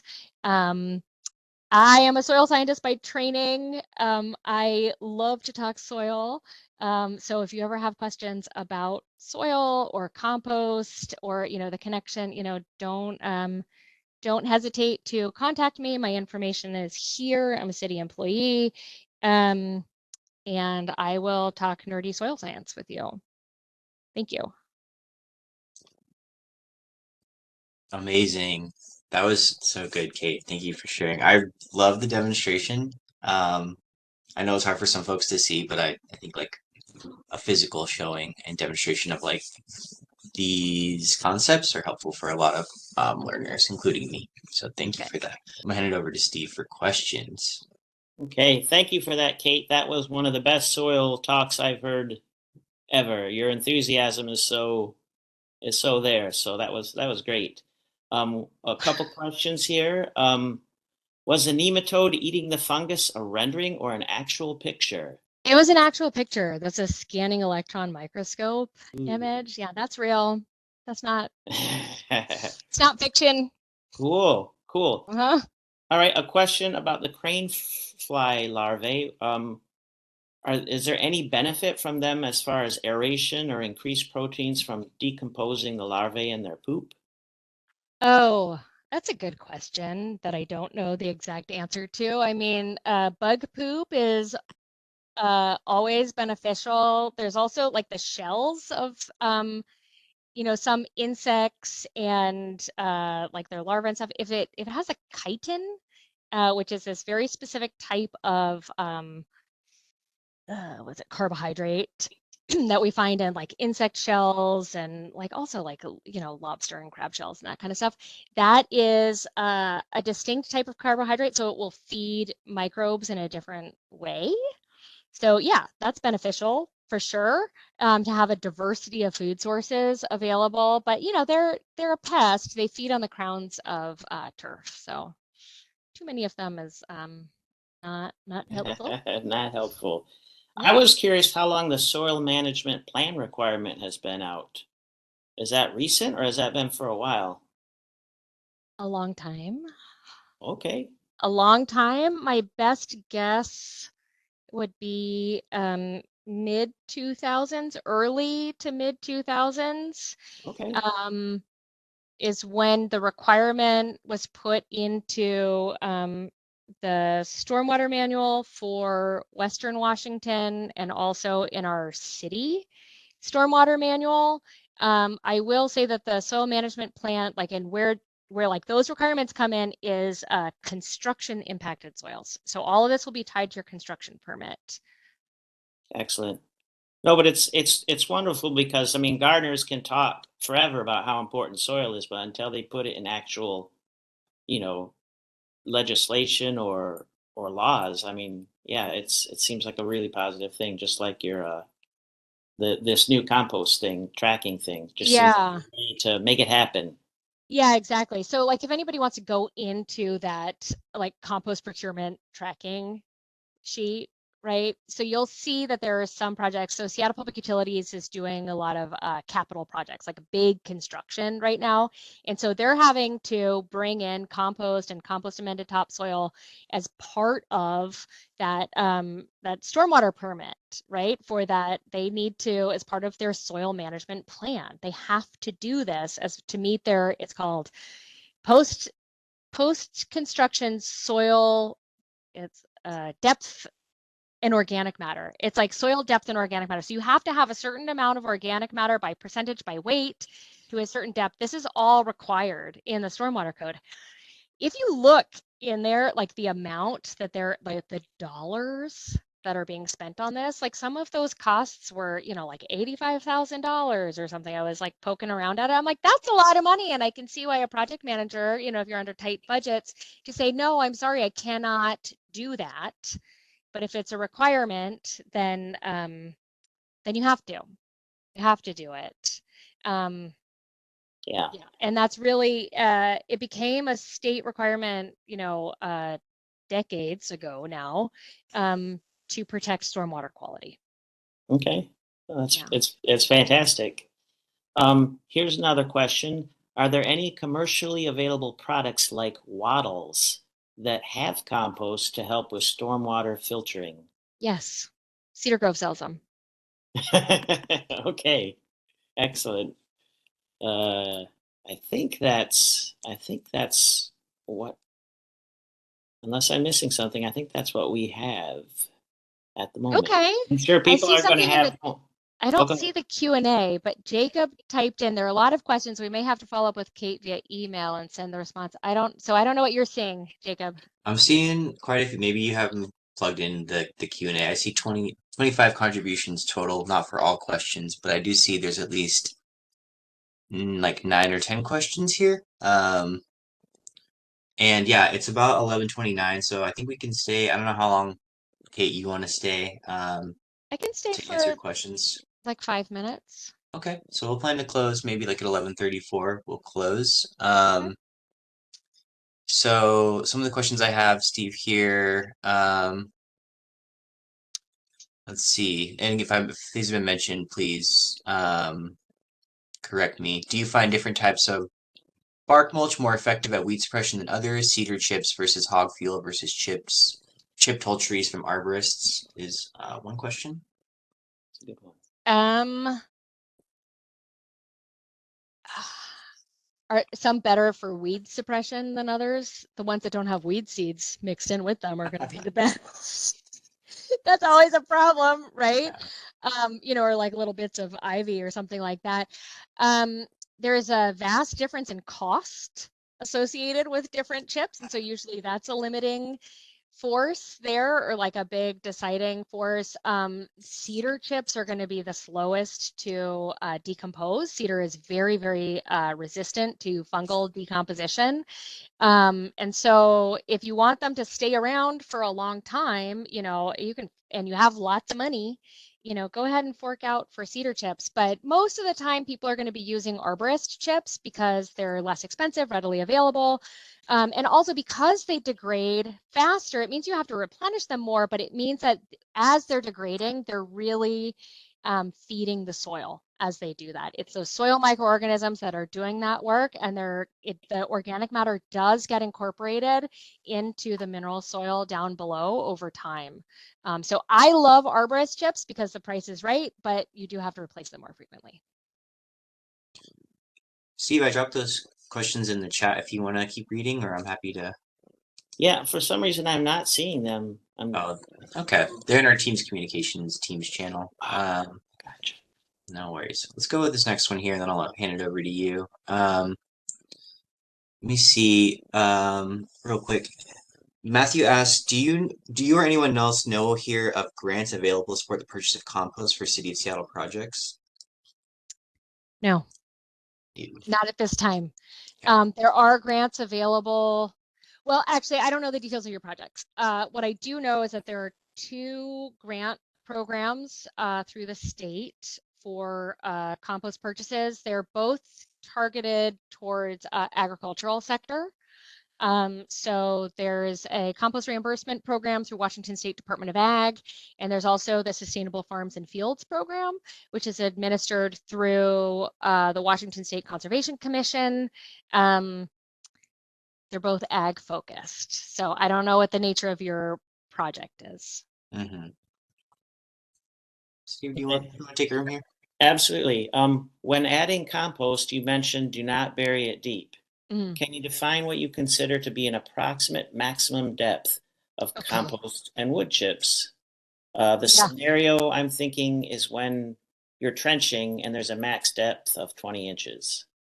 Okay, so if the compost is uniformly mixed into the top 20 inches, that's actually totally fine. Usually when we're talking about incorporating compost, we're talking about the top 6 to 12 inches, even 3 to 12 inches, right? We're just like mixing it into the surface. If you're bringing in compost amended topsoil, then that's going to depend on the depth that you need, you know, for all your slopes and everything like that. That's fine because it's uniformly mixed. What you really, really cannot do is bury the compost. You don't want to have a lens. So sometimes I see this, or wood chips, right? So they'll have this like construction impacted soil, this like subsoil, right? These like sea horizon soils that are underneath, right? People will put compost on top, and then they'll put compost amended topsoil on top of that. So now you have a lens really far down of organic matter, that compost or wood chips, and then that can rot under there and create anaerobic conditions that can be very toxic to plants and create weird drainage characteristics as well.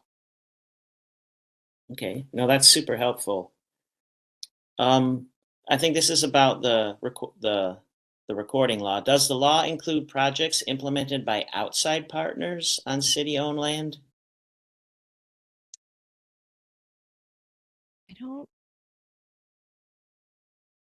I don't know what is meant by that exactly. So, like if there's a contract, so if it's a city project, is the city paying for it? Is your municipality paying for it? If your municipality is paying for this, even indirectly, then yeah, you do. I'll tell you for like the great example, those Seattle Public Utilities capital projects, right? So they're doing big construction, they're building things, they have to amend those soils. That's a contractor that's buying all of that, but it's the contractor is buying it from, you know, Cedar Grove or Lens, right? But the city is really the one who's paying for it. And so that's the filter. Is your municipality paying for it? If so, then yes. Now, if somebody has a lease on city property or something like that, like I don't know. Okay. Are there ways to promote mycorrhizae within the soil? Would soil amendment like biochar help? I don't know if biochar helps. At least not directly. So to promote mycorrhizae and like any of these soil microorganisms, again, I'm just going to come back to it's organic matter. So, and our primary tools there are going to be compost and wood chips. If you're in a place that has a lot of manure or something, great. Manure is fabulous. But it's that organic matter, and then also things like leaving the debris on top of the soil, right? Like don't have these neat and tidy landscapes where you're like raking everything off. Yeah. It's that organic matter, if it decomposes, that is the food for the microorganisms. It also creates good habitat for the microorganisms. And so it's really just enabling those conditions for those microbial populations to thrive. I think Steve, we're probably at time. I did copy all the questions that didn't get answered, and so we can maybe follow up via email with Kate and send those out. But I do want to be mindful of everybody's time here. It's been a few hours. Thank you again, Kate, so much for your presentation. It was awesome. You're welcome. Again, yeah, one of the most fascinating soil presentations I've seen. So yeah, I just want to say thanks to all our presenters today, Chris Rippey, Patrick Tobin, and Kate, of course. We want to thank the committee here, including Bridget Kelsch, who's our chair, Steve Sochi, Mark Malone, Kate Kurtz, Gary Wren, and myself. And thanks everybody for being available and joining us today. Today's session was the first of 3. Our next session is going to be at 8 a.m. on February 26th. And before you leave today, please follow this survey. Just give us some feedback or connect via the QR code. It'll direct to a quick survey, and we appreciate y'all filling that out. Before you go on with your day, it'll really help us plan these events and just hear about what could be done and how we can make the webinar better for everybody. So with that, I'm going to see if, Bridget, if you have anything else you want to add. Otherwise, we can close. Yeah, I forgot to put the link to the survey, which I will do after we leave here. But the QR code will get you to the feedback survey. It really does help us. And just thanks, everyone. This was great. Okay. Well, with that, we can close formally. Thanks, everybody, again. Have a great day. Enjoy your weekends, and we'll see you next time. We'll see you on the 26th. See you later.